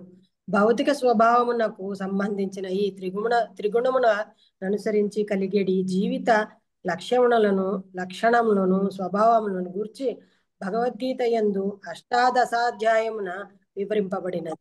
ఏమైనను కృష్ణ చైతన్యవంతుడు బ్రాహ్మణుల కంటే మహోన్నతుడు. బ్రాహ్మణుల తమ గుణములను అనుసరించి పరతత్వమును ఎరగవలసి ఉన్నది. వారిలో అధిక భాగము శ్రీకృష్ణ భగవాన్ని నిరాకార బ్రహ్మమునే ఆశ్రయింతురు. కానీ మానవుడు అట్టి పరిమితమైన బ్రహ్మజ్ఞానమును అధిగమించి దేవాది దేవుడైన శ్రీకృష్ణ భగవాన్ని, మాతాజీ స్క్రీన్ కొంచెం పైకనాలి, కూర్చి దివ్య జ్ఞానమును పొందగలిగినచో అతడు కృష్ణ చైతన్యవంతుడు లేక వైష్ణవుడు కాగలడు. శ్రీరాముడు, నరసింహుడు, వరాహాది అనేకమైన శ్రీకృష్ణ దివ్యావతారములకు సంబంధించిన జ్ఞానము ఈ కృష్ణ చైతన్య జ్ఞానమునందు ఇమిడియున్నది. దేవాది దేవుడైన శ్రీకృష్ణుడు చాతుర్వర్ణ్య విధానమునకు అతీతుడైనట్లే కృష్ణ చైతన్యవంతుడు కూడా వర్ణ దేశ వర్గాది మానవ సంఘ విభాగములకు అతీతుడై ఉండును. Hare Krishna. Thank you very much Mataji. అయితే ఇక్కడ ఏం చెప్తున్నారంటే ఈ గుణాలన్నీ భగవంతుడే సృష్టించారు, వాళ్ళ కర్మల్ని బట్టి చేయాలి అని చెప్తున్నారు. కానీ ఇక్కడ ఏంటంటే ఏ ఏ గుణంలో ఉన్న వాళ్ళు ఎలా చేస్తారు ఏంటి అని 18th చాప్టర్ లో చెప్పారన్నారు. అలాగే ఏ గుణంలో ఉన్న వాళ్ళు ఎలా దానాలు ఇస్తారు, ఎలాంటి క్వాలిటీస్ అంటే లక్షణాలు కలిగి ఉంటారు, అలాగే ఎలాగా ఉంటారు, ఎలాగ తింటారు అనే విషయాలన్నీ కూడా 17th చాప్టర్ లో చెప్పారనమాట. సో మనం ఏంటంటే ఈ కృష్ణ చైతన్యంలోకి బ్రాహ్మణుడి కంటే మహోన్నతుడు, అతనే చాలా మహోన్నతుడు అని. అందుకని మనకి ఇనిషియేషన్ ఇచ్చిన తర్వాత బ్రాహ్మణ దీక్ష అని కూడా ఇస్తారు కదా. బ్రాహ్మణ దీక్ష ఇచ్చారు అంటే వాళ్ళు ఎంత సాత్వికంగానూ సత్వగుణంలోనూ ఉంటారు అనేది మనకి తెలుసుకోవాలన్నమాట. వాళ్ళు ఇవన్నీ ఈ అంటే బ్రాహ్మణులే బ్రాహ్మణ దీక్షకి అర్హులని కాదు, ఏ కులంలో పుట్టినా ఎవరైనా సరే ఆ మనం భక్తి అనేది సాధన చేస్తూ వచ్చి ఒక స్టేజ్కి వచ్చిన తర్వాత వాళ్ళకి ఆ దీక్ష ఇస్తారు. అంటే వాళ్ళకి కూడా వాళ్ళకి కొన్ని క్వాలిఫికేషన్స్ ఉన్నాయన్నమాట. ఈ పుస్తకాలన్నీ చదివారా లేదా, ఇవి చేశారా లేదా, ఎలా ఉంటున్నారు, ఇవి అన్ని చూసి వాళ్ళకి ఇస్తారనమాట. కాబట్టి బ్రాహ్మణులే మహోన్నతులు అని చెప్తారు ఈ నలుగురిలో కంటే. కాబట్టి వాళ్ళకి తెలిసినంత పరతత్వం గురించి అంటే భగవంతుడి గురించి ఇంకా వేరే ఎవరికి తెలియదు, మిగతా వాళ్ళకి తెలియదు, వాళ్ళ ద్వారానే తెలుసుకుంటారు అని చెప్తున్నారు అనమాట. సో ఇలాగా జ్ఞానాన్ని పొందాలని చెప్పి ఇంకా ఏంటంటే వాళ్ళు ఇంకా ఏం తెలుసుకుంటారంటే కృష్ణ చైతన్యవంతుడు లేకపోతే వైష్ణవుడు అంటారు వాళ్ళు. కృష్ణ చైతన్యవంతుడు లేకపోతే వైష్ణవుడు అంటారు వాళ్ళని. భగవంతుడు ఎన్ని అవతారాలు తీసుకొని ఉన్నారు కదా, ఆయన యొక్క అవతారాలకి సంబంధించిన జ్ఞానాన్ని కూడా వీళ్ళకి తెలుసుకొని ఉంటారనమాట. ఎందుకు ఆ గ్రంథాలు అవన్నీ చదువుకొని ఉన్నారు కాబట్టి వాళ్ళకి తెలుసుకొని ఉంటారనమాట. కాబట్టి ఈ కృష్ణ చైతన్య విధానంలో అంటే చైతన్యంలో మనం నేర్చుకోవాల్సింది అదే అని చెప్పేసి ఇక్కడ చెప్తున్నారు. కాబట్టి కృష్ణుడు అంటే స్వయంగా భగవంతుడు ఏవైతే సృష్టించాడో వాటికి అతీతంగా ఉంటారు అని చెప్పి ఈ శ్లోకంలో చెప్తున్నారు. అర్థమైందా? అయితే సరే, మనం ఏమనుకున్నాం ఇప్పుడు? శరణ పొందాలనుకున్నాము. ఎలా శరణ పొందాలనుకున్నాము? 5 రకాలుగా ఉన్నాయి కదా. అలాగా మనం ఏ రకంగా మనం భగవంతుని పూజించినా ధ్యానించినా ఆయన మనకి రెసిప్రికేట్ అవుతారు అని చెప్పారు. సరే, ఎలాగా ఎవరెవరు చెయ్యొచ్చు? ఎవరైనా చెయ్యొచ్చు. 4 వర్ణాలు ఉన్నాయి, ఎవరైనా చెయ్యొచ్చు అన్నాం. సరే, అయితే మనం మిగతా వర్ణాల్లో లేని వాళ్ళం మనం ఎలా తెలుసుకోవాలి అంటే భక్తి అనేది మనం తెలుసుకోవాలి, శరణాగతి పొందాలనుకున్నాం కదా. ఆ శరణాగతి ఎలా పొందాలి, ఎవరి ద్వారా నేర్చుకోవాలి అనేది ఈ శ్లోకం అన్నమాట. ఇది చాలా ఇంపార్టెంట్ శ్లోకం. మనం గురువులు ఇది అనుకుని చెప్పుకున్నప్పుడు ఇలా చెప్పుకుంటూ ఉంటాము. ఈ చాలా మందికి తెలిసే ఉంటుంది ఈ శ్లోకము. తద్విద్ధి ప్రణిపాతేన పరిప్రశ్నేన సేవయా ఉపదేక్షింతి తే జ్ఞానం జ్ఞానినాస్తత్వదర్శినః. చదవండి. హరే కృష్ణ మాతాజీ. తద్విద్ధ ప్రణిపాతేన పరిప్రశ్నేన సేవయా ఉపదేక్ష్యంతి తే జ్ఞానం జ్ఞానేన సత్వదర్శినః. జ్ఞానిన సత్వదర్శినః. నెక్స్ట్ ఎవరైనా చదవండి. హరే కృష్ణ మాతాజీ. చదవండి. తద్విద్ధి ప్రణిపాతేన పరిప్రశ్నేన సేవాయా ఉపదేక్షంతి తే జ్ఞానం జ్ఞానినస్తత్వదర్శినః. హరే కృష్ణ మాతాజీ. థాంక్యూ. చదవండి, అందరు చదవండి. మంచి శ్లోకం ఇది. హరే కృష్ణ లేకపోతే మాతాజీ. నేనే పిలుస్తా. తద్విద్ధి ప్రణిపాతేన పరిప్రశ్నేన సేవయా ఉపదేక్ష్యంతి తే జ్ఞానం జ్ఞానినః సత్వదర్శినః. హరే కృష్ణ మాతాజీ. హరే తద్విద్ధి ప్రణిపాతేన పరిప్రశ్నేన సేవయా ఉపదేక్షాంతి తే జ్ఞానం జ్ఞానిన సత్వదర్శినః. జ్ఞానినాస్తత్వదర్శినః. నెక్స్ట్. హరే కృష్ణ మాతాజీ. తద్విద్ధి ప్రణిపాతేన పరిప్రశ్నేన సేవయా ఉపదేక్షంతి తే జ్ఞానం జ్ఞానినస్తత్వదర్శినః. Thank you Mataji.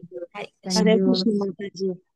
తద్విద్ధి ప్రణిపాతేన పరిప్రశ్నేన సేవయా ఉపదేక్షంతి తే జ్ఞానం జ్ఞానినా సత్వదర్శినః. హరి హరే బోల్. హరే కృష్ణ. ఇంకా హరే కృష్ణ మాతాజీ. చెప్పండి, చదమ్మా. తద్విద్ధి ప్రణిపాతేన పరిప్రశ్నేన సేవయా ఉపదేశంతి తే జ్ఞానం జ్ఞానిన తత్వదర్శినః. థ్యాంక్ యూ మాతాజీ. Thank you. ఇంకెవరు చదువుతారు? గౌతమాచి చదవండి. తద్విద్ధి ప్రణిపాతేన పరిప్రశ్నేన సేవయా ఉపదేక్ష్యంతి జ్ఞానం జ్ఞానిన సత్వదర్శినః. హరే కృష్ణ. హరి బోల్. ఇంకా ఎవరైనా చదువుతారా?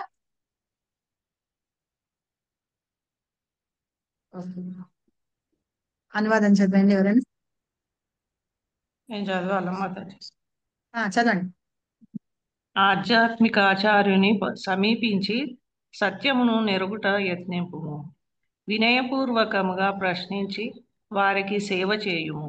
ఆత్మదర్శులు తత్వములను దర్శించిన వారగుటచే నీకు జ్ఞానమును ఉపదేశింతురు. హరే కృష్ణ మాతాజీ. ధన్యవాదాలు. హరి బోల్.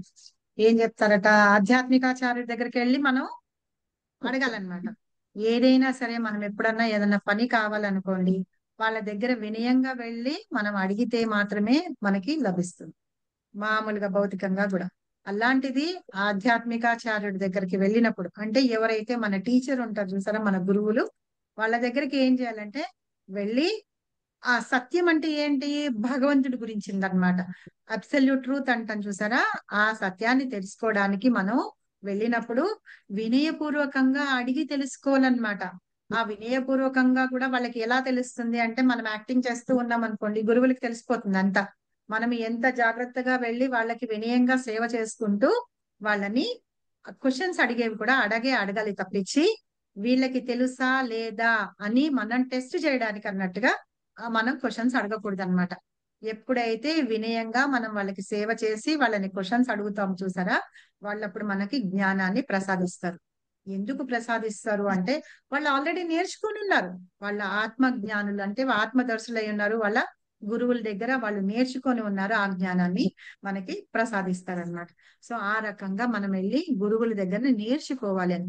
గురువుల ద్వారా మాత్రమే మనము ఆధ్యాత్మిక జ్ఞానాన్ని తెలుసుకోగలుగుతాం. ఇక్కడ ఒక చిన్న ఎగ్జాంపుల్ చెప్తాను. నాకు ఇప్పుడు డాక్టర్ చదవాలని ఉంది. నేను ఏం చేస్తాను, యూట్యూబ్ లోను వీటిల్లోను ఇప్పుడు గూగుల్లో కొడితే అన్ని వచ్చేస్తాయి, ఏమేం కావాలో అన్ని వస్తాయి. నేను అందులో చదువుకుంటాను, చేస్తాను. వెళ్ళి ఇప్పుడు ఎక్కడన్నా ఉండి, రండి కదా నేను ఆపరేషన్ చేస్తాను అంటే వస్తారా ఎవరన్నా? రారు. ఎందుకు రారు? చేయలేదు కదా మాతాజీ, ట్రైనింగ్ తీసుకోలేదు. చదివిండి కానీ ట్రైనింగ్ తీసుకోలేదు. ఒక సర్టిఫైడ్ గురువు లేడు కదా మనకి. మనకు ట్రైనింగ్ లేదు మాతాజీ. ట్రైనింగ్ లేదు. పైగా మనం ఏంటంటే అక్కడ మనం చదువుకోలేదు. ఇప్పుడు మనకి ఒక డిగ్రీ రావాలి అంటే ఒక ఆథరైజ్డ్ యూనివర్సిటీలో మనం చదువుకొని డిగ్రీ తెచ్చుకొని ఆ డిగ్రీ పెడితే నీ డిగ్రీ ఏది, నీ మెంబర్షిప్ నెంబర్ ఏది అని అడుగుతారు. అవి తీసుకొని మనం అలాగా కరెక్ట్ గా మనం చేయగలుగుతాం అనమాట. అలాగే మనం ఆధ్యాత్మిక జగత్తులోకి వెళ్ళేటప్పుడట ఎలా అయితే వైకుంఠ ద్వారం దగ్గర జయ విజయులు కాపలా ఉంటారు చూసారా, అలాగే మనం లోపలికి వెళ్ళేటప్పుడు వాళ్ళు ఆపుతారట మనల్ని. ఎవరు మీ గురువు, ఎవరు నువ్వెవరు అని అడుగుతారనమాట. ఇప్పుడు నేను సో అండ్ సో పద్మజాని అని చెప్పాను అనుకోండి, పక్కకి నుంచి వెనకాల లైన్ పెద్దగా ఉంది, పక్కకి చెప్పేస్తారనమాట. అప్పుడు మనం ఏం చెప్పాలి, మన గురువు పేరు చెప్పాలన్నమాట. గురువు పేరు చెప్తే, ఓ మన శ్రీల ప్రభుపాద శిష్యులమా, సరే పోండి, పంపించేస్తారు. అలాగా ఏంటంటే ఒక ఆధ్యాత్మిక ఆచార్యుడు అనేది మనకి కావాలన్నమాట. ఇప్పుడు ఆ ఆచార్యుడు మనం కావాలి అనుకున్నప్పుడు ఏం చేయాలి, మనకి వాళ్ళకి వినయంగా మనం సేవ చేసుకోవాలి. మనం స్కూల్లో చదువుకుంటున్నప్పుడు కూడా మన టీచర్ మనకి కొంచెం మన మీద ఇది పెట్టాలి, మనల్ని చూడాలి, వాళ్ళ దృష్టిలో పడాలి అంటే మనం ఏం చేస్తాం, కొంచెం నుంచొని క్వశ్చన్స్ అడిగేస్తూ ఉంటాం. టీచర్ కి నచ్చినట్టుగా హోంవర్క్లు చేసేస్తాం ముందే. వీడు బాగా చేసేసాడని 4 సార్లు చేసేప్పటికి టీచర్ కి మన పేరు గుర్తుండిపోతుంది. అవునా? టీచర్స్ డేకి ఒక గులాబీ పువ్వు తీసుకెళ్లి ఇస్తాము టీచర్లకి. మీరు ఇచ్చినారా లేదా? మేమైతే ఇచ్చేవాళ్ళం. కంపల్సరీగా మా టీచర్ కి రెడ్ రోజ్ అంటే ఇష్టమని రెడ్ రోజ్ కొనుక్కొని మరీ ఇచ్చేవాళ్ళం. మా ఇంట్లో పక్క వాళ్ళ ఇంట్లో ఉంటే కోసుకొని దొంగతనంగా కోసుకొని మరి మా మ్యాథ్స్ టీచర్ కి, తెలుగు టీచర్ కి చాలా బాగా ఇష్టమని అందరం గులాబీ పువ్వులు కోసుకొని తీసుకెళ్లి ఇచ్చేవాళ్ళం అనమాట. వాళ్ళు ఊరుకునే వాళ్ళు, పక్క వాళ్ళకి తెలుసు కదా, సరే అని అట్లా. కాబట్టి ఏంటంటే మనము ఆధ్యాత్మిక ఆచార్యుడి ద్వారానే మనం ఆధ్యాత్మిక ప్రపంచానికి మనము నోటిఫైడ్ అంటే మనం తెలియబడతాం అన్నమాట. కాబట్టి అలాంటి ఆధ్యాత్మిక ఆచార్యుల దగ్గరికి జాగ్రత్తగా వెళ్ళి వినయంతో మనం విద్య అనేది నేర్చుకోవాలి. సో భాష్యం చదవండి ఎవరైనా. చదవనా మాతాజీ? చదవండి. హరే కృష్ణ మాతాజీ. హరే భాష్యం. ఆత్మానుభూతి మార్గము నిస్సందేహంగా కఠినమైనది కనుకనే తన నుండి ఆరంభమైనట్టి ప్రామాణిక గురు శిష్య పరంపరములోని ఆధ్యాత్మిక ఆచార్యుని సమీపించమని భగవానుడు ఆదేశిస్తుండను. ఈ గురు శిష్య పరంపర సిద్ధాంతమును అనుసరించకుండా ఎవరును ప్రామాణిక ఆధ్యాత్మిక ఆచార్యుడు కాలేడు. శ్రీకృష్ణ భగవానుడే పరమాచార్యుడు. అట్లు భగవాని నుండి వచ్చుతున్నట్టి పరంపరలోని వ్యక్తి ఆ ఆదిదేవుని సందేశమును యథాతథంగా తన శిష్యులకు అందించగలడు. మూర్ఖపు కపటులు చేయనట్లు తమ ఊహాగానాలతో ఎవరును ఆధ్యాత్మిక అనుభూతిని సాధించలేదు. ధర్మము తు సాక్షాత్ భగవత్ ప్రతీనం స్వయంగా ధర్మ మార్గము భగవానిచే నిర్దేశించబడిన శ్రీమద్భాగవతము 6వ స్కందము 3వ అధ్యాయంలో 19వ శ్లోకంలో చెబుతుండెను. కనుకనే మనోకల్పనలు లేదా శుష్క వాదనలు మానవుని సరి అయిన మార్గము వైపునకు నడిపించలేవు. అట్లే స్వతంత్రంగా చేయబడు శాస్త్రాధ్యయనం ద్వారా కూడా ఎవరును ఆధ్యాత్మిక అభివృద్ధిని సాధించలేరు. కనుకనే ప్రతి ఒక్కరును జ్ఞానమును పొందుటకు తప్పక ప్రామాణిక ఆధ్యాత్మిక ఆచారాన్ని సమీపించి సంపూర్ణ శరణాగతి చేసుకోవలెను. మరియు వాని ఎట్టి గర్వం లేకుండా శ్రద్ధగా అల్పసేవకుని వలె సేవించుకోవలెను. నిజమునకు ఆత్మదర్శి అయిన ఆధ్యాత్మిక ఆచార్యుని సంతృప్తియే ఆధ్యాత్మిక జీవిత పురోభివృద్ధికి రహస్యము. శరణాగతి మరియు పరిప్రశ్నల సమ్మేళనమే ఆధ్యాత్మిక అవగాహనకు తగిన సాధనములు. ఎందుకనగా శరణాగతి మరియు సేవ లేకుండా ఆధ్యాత్మిక ఆచార్యుని అడిగే ప్రశ్నలు నిష్ప్రయోజనములు మరియు శక్తిహీనములు కాగలవు. ప్రతి ఒక్కరును ఆధ్యాత్మిక ఆచార్యుడు చేయు పరీక్షలో ఉత్తీర్ణుడు కావాలను. శిష్యులోని నిజమైన శ్రద్ధను గమనించిన ఆధ్యాత్మిక ఆచార్యుడు సహజముగానే అతనికి నిజమైన ఆధ్యాత్మిక అవగాహన వెంటనే కలుగునట్లుగా ఆశీర్వదించును. ఈ శ్లోకంలో గుడ్డిగా అనుసరించుట మరియు వ్యర్థ ప్రశ్నలు అనేవి ఖండించబడెను. ప్రతి ఒక్కరును ఆధ్యాత్మిక ఆచార్య నుండి గొప్ప వినయంతో శ్రవణము చేయుటే కాకుండా అనుకువ సేవ పరిప్రశ్నలతో జ్ఞానం యొక్క స్పష్టమైన అవగాహనను కూడా పొందవలను. సహజముగా ప్రామాణిక ఆధ్యాత్మిక ఆచార్యుడు స్వభావరీత్యా శిష్యుని పట్ల గొప్ప దయని కలిగి ఉండును. కనుక శిష్యుడు ఎల్లప్పుడూ వినమ్రతతో సేవించుటకు సిద్ధముగా ఉన్నచో జ్ఞాన విచారణల పరస్పర వినియోగము పరిపూర్ణమగును. థ్యాంక్ యూ మాతాజీ. హరే కృష్ణ. మాతాజీ, ఇందులో శిష్యుడు ఎలా ఉండాలి, ఎలా అంటే ఆధ్యాత్మిక ఆచారాన్ని చూసుకోవాలి అని 2 విషయాలు చెప్తున్నారు. అయితే నెక్స్ట్ వీక్ కి మీకు క్వశ్చన్. ఈ పర్పట్లో శ్రీల ప్రభుపాద శిష్యుల యొక్క గుణాలు ఏంటి అని ఇచ్చారు. సో అట్లీస్ట్ 2 కానీ 3 కానీ గుణాలు చెప్పండి నాకు. ఇప్పుడు చెప్పొద్దు, మిగతా వాళ్ళందరూ కూడా చెప్తారు. సో గుణాలు ఏంటి అని పర్పట్లోనే ఉంది, మీరు రాసుకోండి. అయితే ఇక్కడ ఏం చెప్తున్నారంటే మనకి ఆధ్యాత్మిక మార్గంలోకి వెళ్ళి అలా కావాలి అంటే అది నిజంగా కఠినమైన మార్గం. అది ఎక్కడుంది తెలీదు, ఎలా ఉంటుంది తెలీదు, ఎలా భగవంతుడిని పూజించాలో తెలీదు, అసలు ఆ భగవంతుడు ఎలా ఉంటారు కూడా మనకి తెలియదు. సో కాబట్టి ఏంటంటే అది కఠినమైంది. కాబట్టి మనం ఒక ఆచార్యుడిని ఎంచుకోవాలి. ఆ ఆచార్యుడు ఎలా ఉండాలి? ఒక ప్రామాణిక గురువు అయి ఉండాలి. గురు శిష్య పరంపరలో వస్తున్న వాళ్ళు అయి ఉండాలన్నమాట. అలా గురు శిష్య పరంపరలో వస్తున్న వాళ్ళు మాత్రమే నిజంగా ఆధ్యాత్మిక ఆచార్యులు. అలాంటి వాళ్ళ దగ్గర మనము నేర్చుకోవాలి అన్నమాట. నేను నెక్స్ట్ వీక్ మళ్ళీ మనకి ఉన్న సాంప్రదాయాలు, ఆ సాంప్రదాయాల్లో గురువులు వాళ్ళ గురించి కూడా నేను చెప్తాను. సో ఇక్కడ కృష్ణ భగవానుడే నిజంగా మనకి పరమ ఆచార్యుడు అని చెప్పి, ఆయన పరంపరలో వస్తున్న వాళ్ళు ఎవరైతే ఉన్నారో వాళ్ళ ద్వారా మనం నేర్చుకోవాలి. ఇప్పుడు మనకి శ్రీల ప్రభుపాద కృష్ణుడి పరంపరలో వస్తూ 32nd ప్లేస్ లో ఉన్నారు. అందుకని మనం శ్రీల ప్రభుపాద చెప్పిన బుక్స్ అవన్నీ మనం చదువుకుంటూ ఆయన్ని మన గురువుగా మనం తీసుకొని మనం చదువుకుంటున్నాం అన్నమాట. సరే, కానీ కొంతమంది ఏం చేస్తారంటే వాళ్ళు నిజంగా ఆ పరంపరలో ఉండరు, అయినా సరే వాళ్ళు ధనం సంపాదించడానికి వాటికి కపటులుగా వచ్చి మనుషులందరినీ పెడదారులు పడుతూ ఉంటారన్నమాట. అయితే మనమందరం ఏంటంటే మూర్ఖులుగా ఆ కపటలు చెప్పిన వాళ్ళల్లోనే వెళ్ళిపోతూ మన జీవితాన్ని నాశనం చేసుకుంటున్నామని. యాక్చువల్ గా మనం చదవాలి తెలుసుకోవాలి అంటే కనుక శ్రీమద్ భాగవతంలో 6th cantoలో 3rd చాప్టర్ లో 19వ శ్లోకంలో స్వయంగా కృష్ణ భగవానుడు చెప్పారు, ధర్మంతు సాక్షాత్ భగవత్ ప్రణీతం. ధర్మం అంటే ఏంటి? భగవంతుడే స్వయంగా అన్నమాట. కాబట్టి ఆ విషయాన్ని మనం తెలుసుకోవాలి.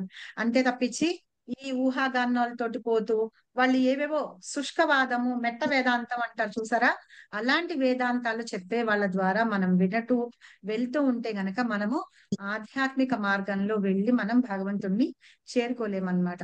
అయితే ఎవరైనా సరే స్వతంత్రంగా అధ్యయనం చేసి భగవంతుని ధామానికి వెళ్ళలేరు అని చెప్తున్నారు. ఎందుకంటే అందులో ఏముందో మనకి కరెక్ట్ గా అర్థం చేసుకునే శక్తి లేదు. కలియుగంలో జనులు మందా సుమందమతయో మంద భాగ్యం ఉపహృత అంటారు. అంటే మందమతులై ఉంటారు, కొంచెమే జ్ఞానం కలిగి ఉంటారు. అంత ఆధ్యాత్మికమైన లెవెల్ కి వాళ్ళకి అర్థం చేసుకునే శక్తి వాళ్ళకి లేదన్నమాట. కాబట్టి మందబుద్ధులుగా కూడా ఉంటారు కాబట్టి అది లేదు. కాబట్టి మనం పురోగతి సాధించాలి అంటే ఒక ఆధ్యాత్మిక ఆచార్యుడు కావాలి అన్నమాట. అలా వాళ్ళ దగ్గరికి వెళ్ళి శరణాగతి పొందాలి. వాళ్ళని ఎప్పుడైతే మనం శరణు పొందుతామో అప్పుడు వాళ్ళకి మన మీద మంచి అభిప్రాయం కలిగి వాళ్ళు మనకి నేర్పిస్తారనమాట. అలాగా. అంతే తప్పించి మనం అహంకారంతో ఒక గురువు దగ్గరికి వెళ్ళకూడదు. వెళ్ళి ఆయనకి తెలుసా లేదా నేను టెస్ట్ చేయకూడదు అనమాట. తెలుసా లేదా అని టెస్ట్ చేయకూడదు. అలాగే వేరే ఇంకెవరో చెప్పారనుకోండి, ఇంకో గురువు ఎవరో చెప్పారు, ఇక్కడ ఎవరో చెప్పారు, వాళ్ళు చెప్పిన ఆన్సర్లు కరెక్టా కదా అని చెప్పేసి కంపేర్ చేసుకోవడానికి కూడా వెళ్ళి మనం గురువుల్ని ప్రభు ఇట్లాగేంటి అలాగేంటి అని చెప్పేసి మనం అడగకూడదు. ఇప్పుడు అందరూ ఒకటే పరంపరలో ఉన్నారు. వాళ్ళు చెప్పింది మీకు నచ్చిందా అంటే యాక్సెప్ట్ చేయండి, లేదా అంటే వదిలిపెట్టేయండి. అంతే తప్పించి ఈ మాతాజీ ఇలా చెప్పారు కదా మీరు ఇలా ఆన్సర్ చెప్తున్నారేంటి, ఆ మాతాజీ అలా చెప్పారు, ఆ ప్రభు ఇలా చెప్పారు అనేవి మాట్లాడదు. మీకు డౌట్ ఉంది అంటే ఒకళ్ళ దగ్గర క్లారిఫై చేసుకోండి, వినండి, వెళ్ళండి. సో అట్లాగా చేస్తే గనక మనం ఆధ్యాత్మిక జీవనంలో పురోభివృద్ధి చెందుతామన్నమాట. అలాగే ఏంటి ఇంకా ఏం చెప్తున్నారంటే పరిప్రశ్న అంటే ప్రశ్నలు వెయ్యాలి. మనం ప్రశ్నలు వేస్తూ కూడా మనం ఏంటంటే ఆ ప్రశ్నలు శ్రద్ధగా మనము గురువుల్ని అడిగి వినయంతో అడిగి తెలుసుకొని చేస్తేనే నిజమైన ఆధ్యాత్మిక అవగాహన కలుగుతుంది, వాళ్ళ ఆశీర్వాదం కూడా కలుగుతుంది అని చెప్తున్నారు. ఎవరైనా సరే ఈ గుడ్డిగా అనుసరించి అడ్డమైన ప్రశ్నలు వేయకూడదు అని చెప్తున్నారు. అందుకని నైమిషారణ్యంలో ఉన్న ఋషులందరూ ఏం చేశారు, వాళ్ళకున్న డౌట్స్ అన్ని వాళ్ళకు ఒక రిప్రజెంటేటివ్ ని ఎన్నుకొని ఎవరు శౌనకుడు అనే ఋషిని ఎన్నుకొని ఆ అధ్యయనం వాళ్ళు ఇప్పుడు అడిగే వాళ్ళకి కూడా ఏంటంటే వాళ్ళకు కూడా దాని మీద కొంచెం జ్ఞానం ఉండాలి. ఎట్లా అంటే నేను మీకు స్టోరీ చెప్తున్నాను కదా, రామాయణం అంతా వినేసిన తర్వాత అబ్బా వీడు తలకాయ ఊపుతున్నాడు అంటే వెళ్ళి బాబు నువ్వు ఇంత బాగా తలకాయ ఊపుతున్నావు అంటే నీకు బాగా అర్థమైంది కదా, ఏదో ఒక క్వశ్చన్ అడుగు నీకు ఎంత బాగా అర్థమైందంటే అసలు నాకు అర్థం కాదు ఏంటంటే మీరు రాముడు అన్నారు సీత అన్నారు, ఇంతకీ సీత రాముడికి ఏమవుతుంది అని అడిగాడట. సో అట్లాగా మనం ఉండకూడదు అనమాట. కాబట్టి దాని గురించి కొంచెం కాబట్టి కొంచెం మనకి జ్ఞానం ఉండాలి. అలాంటి వాళ్ళు మనం వెళ్ళి క్వశ్చన్స్ అడగాలి. వినయంతో విధేయతతోటి సేవాభావంతో మనం ప్రశ్నలు వేయాలన్నమాట. ఆ జ్ఞానాన్ని మనం తీసుకోవాలి అని చెప్తున్నారు. అలాగా మన స్వభావరీత్యా మనం ఒక ఆధ్యాత్మిక ఆచార్యుని ఒక శిష్యుడిగా వెళ్ళి మనం ఆయన దగ్గర సేవ చేస్తూ వినమ్రతా భావంతో మనం అణకువగా ఆయన సేవ చేస్తూ మనం తెలుసుకోవాలి అంటారు. అలా చెప్పినప్పుడు ప్రశ్నలు అడిగినప్పుడు మనకి ఆ జ్ఞాన బోధ ఏదైతే ఉంటుందో అది మనకి పూర్ణత్వాన్ని సాధింపజేసి మనకి ఆధ్యాత్మిక మార్గం వైపు మనల్ని తీసుకెళ్ళడానికి మనకి సహాయపడుతుంది. అది ఈ శ్లోకం యొక్క తాత్పర్యం. నేను మీకు మనకి పరంపరలు ఉన్నాయి కదా, 4 గురు ఇవి ఉన్నాయి, వాటి గురించి నేను నెక్స్ట్ వీక్ చెప్తాను. సో మనం ఇంత చదువుకున్నాం, ఒక చాక్లెట్ తిందాం. అంతా తినేసిన తర్వాత డెజర్ట్ తింటాం కదా. సో కృష్ణ ఆయన మనం అందాకడి నుంచి అనుకుంటున్నాం భగవంతుడిని ప్రార్థించాలి, ఆయన శరణ పొందాలి, ఎవరెవరు శరణ పొందాలి, ఎవరి ద్వారా శరణ పొందాలి, ఆ గురువు దగ్గరికి వెళ్ళాలి, ఆయన మన దగ్గర వినయంతో మనం నేర్చుకోవాలి అని చెప్పాం కదా. ఆ కృష్ణ భగవానుడు ఎలా ఉంటాడట ఇక్కడ చూడండి. ఇది శ్రీమద్ భాగవతంలో 3rd canto 28th chapter లో చెప్తారు. భగవంతుడు దేవాది దేవుని రూపవర్ణన అన్నమాట. ఆయన ఎట్లా ఉంటాడటంటే శంఖం చక్రం ధరించి ఉంటాడట, చతుర్భుజ రూపంలో ఉంటారు. ఎట్లా ఉంటారు, ఒకసారి శంఖం చక్రం ధరించి, ఆ ఒకసారి కలువ పువ్వును ధరించి ఉంటారు. ఇంకొకసారి ఏంటంటే తన అభయహస్తం తెలుసు కదా మనకి, వెంకటేశ్వర స్వామి కూడా అభయహస్తం తోటి అలా ఉంటారు అనమాట. అయితే విష్ణుమూర్తులు, కేశవ, నారాయణ అవన్నీ అంటాం కదా మనం.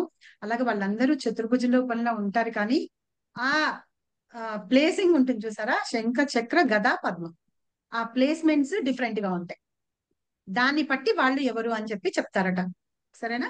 సో ఇట్లాగా భగవంతుడు ఇలా ఉంటాడట. ఒక్కొక్కప్పుడు అభయహస్తంతో కూడా ఉంటూ ఉంటారట. ఆయన ఎలా ఉంటాడంటే ఆ పద్మ గర్భం అంటే పద్మంలో మధ్యలో ఎర్రెడ్డిగా ఉంటుంది చూసారా, అలాంటి నయనాలు ఉంటాయట ఆయనకి.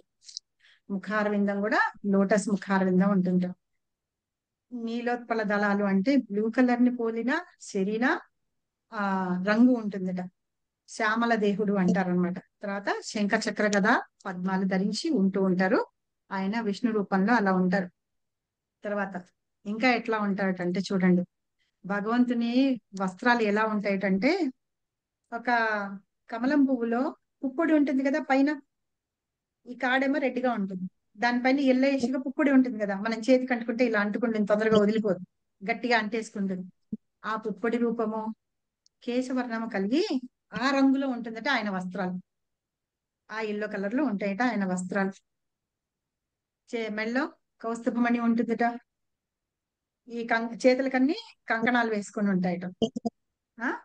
ఆ విలువైన మణులు, ఎంత విలువైన మణులు అంటే అవి వేసుకున్నందుకు భగవంతుడికి అందం రాదట, వీడికి అందం వచ్చిందట. అలాగా ఈ చేతులకి కంకణాలు అవన్నీ వేసుకొని మళ్ళీ అంతా నగలు అవన్నీ వేసుకొని ధరించి కౌస్తుభమణి అవన్నీ ధరించి ఉంటారట. చేతులకి కాళ్ళకి ఆభరణాలు వేసుకొని, మెడలో వనమాల వేసుకొని, కిరీటంలో అన్ని రకాల ఈ స్టోన్స్ అవన్నీ పొదగబడి ఉంటాయట. ఆయన మెడలో వేసిన పూలు ఏంటిటంటే, మనకి ఇక్కడ పువ్వులు కొన్నేమో మధ్యాహ్నంకి వాడిపోతాయి, కొన్ని సాయంత్రానికి వాడిపోతాయి, కొన్ని కోసిన తర్వాత తెల్లారేటప్పటికి కొన్ని ముడుచుకుపోతాయి. అలాగా అక్కడ వైకుంఠంలో ఏంటి ఆ పూలు ఎప్పటికీ వాడిపోవుట. ఇక్కడ పూలల్లోనే తేనెలో తుమ్మిదేలు వచ్చేసి తేనె లాక్కొని వెళ్ళిపోతాయి కదా, అక్కడ ఎంత తీసినా తేనె ఉంటూనే ఉంటుందట ఆ పూలల్లో. ఈ పూలన్నీ మాల కట్టి భగవంతుడికి మెళ్ళ వేస్తట. ఆ తేనెటీగలు వచ్చి అక్కడ జింకారం చేసుకుంటే ఇక్కడ తేనె తాగుతూ ఉంటాయట. అంటే ఈ మాల మీద మధ్యలో అవి మంచిగా ఇట్లా ఉంటే ఆయన అందం ఇంకా ద్విగుణీకృతం అవుతూ ఉంటుందట. అలాగా భౌతిక ఆధ్యాత్మిక జగత్తులో పూలు ఉంటాయట. ఆ తేనె కోసం తేనెటీగలు వస్తూ ఉంటాయట, భగవంతుడి మెళ్ళలో వేసిన మాలల్లోంచి తేనె తాగడానికి. ఇలాగా భుజకీర్తులు అంటారు, ఇట్లా పెట్టుకొని ఉంటారు కదా, అవన్నీ వేసుకొని భగవంతుడు ఉంటారట. మొల నూలు కట్టుకొని ఉంటారట. భగవంతుని హృదయం కమలంలో భక్తుడు అది చూస్తే భగవంతుని చూస్తే వాళ్ళ భక్తుని హృదయాల్లో కమలం విరబూస్తుంటుంది. ఓకే, భగవంతుని దర్శనం చేస్తే భక్తుల హృదయాల్లో కమలం విరబూసినట్టు ఉంటుంది అన్నమాట. ఆ దేవదేవుణ్ణి చూడంగానే వాళ్ళు చాలా ఆకర్షణీయులు అయిపోతూ ఉంటారట. ఇంకా ఏంటంటే నీలి పువ్వులు ఉంటాయి చూసారా, బ్లూ కలర్ పూలు ఉంటాయి కదా, ఆ పూలని ఇలాగా చందమామ యొక్క వెన్నెల ఉంటుంది చూసారా, ఆ కాంతిలో ముంచి తీస్తే ఫుల్ బ్లూ కలర్ కొంచెం వైట్ కోటింగ్ వస్తుంది కదా, అలా ఉంటుంది భగవంతుడి శరీర కాంతి. ఓకే, బ్లూ కలర్ శంకు పూలు ఉన్నాయనుకోండి, అవి తీసుకెళ్లి పాలల్లో ఉంచండి, ఇలా తీసిన తర్వాత దాని మీద వైట్ కోటింగ్ లాగా ఉంటుంది చూసారా, అలా. సో భగవంతుని శరీర కాంతి ఎలా ఉంటుందంటే చందమామ నుండి వచ్చిన వెన్నెల తెల్లగా ఉంటుంది కదా, ఆ వెన్నెలలో ముంచుతాం అనుకోండి, ముంచి తీస్తే ఎట్లా ఉంటుందో ఆయన శరీర కాంతి అట్లా ఉంటుందట. చూస్తుంటే కళ్ళకి ఆనందం కలుగుతూ ఉంటుందట. తర్వాత అంత ఆకర్షణీయంగా ఉంటూ ఉంటారు. ఈ పైన ఇంకోటి దోతి కట్టుకున్న తర్వాత దానిపైన ఇంకోటి వస్త్రం కడతారు కదా, ఆ వస్త్రం కట్టుకొని ఆయన ఎప్పుడు నిత్య యవ్వనంగా ఉంటారట భగవంతుడు. ఎప్పుడు చూసినా కూడా ఆయన యవ్వనంగా ఉంటారట. ఆయన భక్తులని అనుగ్రహించడమే ఆయన పనిట.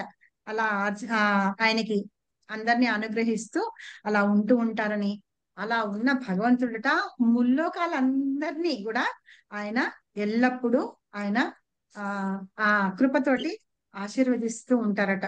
ఇంకా ఎట్లా ఉంటాయట,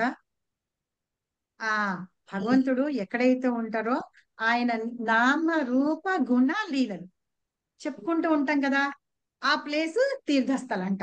మనం ఏమనుకుంటాం, కృష్ణ, గోదావరి, నర్మదా ఇవన్నీ ఉన్న స్థలాలు ఏవేవైతే ఉన్నాయో అవి పుణ్యతీర్థాలు అంటాం కదా. కాదుట, అవి కాకుండా వాటికంటే పుణ్యమైన తీర్థాలు ఏంటంటే భగవంతుని గురించిన నామ రూప గుణ లీలలు చెప్పుకుంటూ ఉంటాం కదా. జస్ట్ చెప్పుకోవడమే, చెప్పుకుంటుంటేనే ఆ ప్లేస్ తీర్థం అయిపోతుంట, పుణ్యతీర్థం అయిపోతుంట. సో ఇట్లాగా మనందరం ఏం చేయాలటంటే ఆ భగవంతుని యొక్క నామరూప గుణలీలల్ని మనం చెవులో వేసుకుంటూ వింటూ అలాగా స్నానం చేయాలట. ఆ తీర్థాల్లో మనం స్నానం చేస్తాం కదా పుణ్యనదుల్లో, అలా స్నానం చేయాలి అంటే వాటిల్లో మునిగిపోవాలట. అది అలా చేస్తూ ఉంటే గనక నఖశిఖ పర్యంతము మనం భగవంతుని యొక్క కృప మనందరికి కలుగుతుంది అని చెప్పేసి, ఆ ధ్యానంలో మనం అందరం అలా ఉండగలుగుతాము అని చెప్పేసి ఇందులో చెప్తున్నాను అనమాట. ఇంకా డీటెయిల్డ్ గా ఉంది కానీ తర్వాత ఎప్పుడన్నా ఒకసారి చెప్తాను, సరేనా.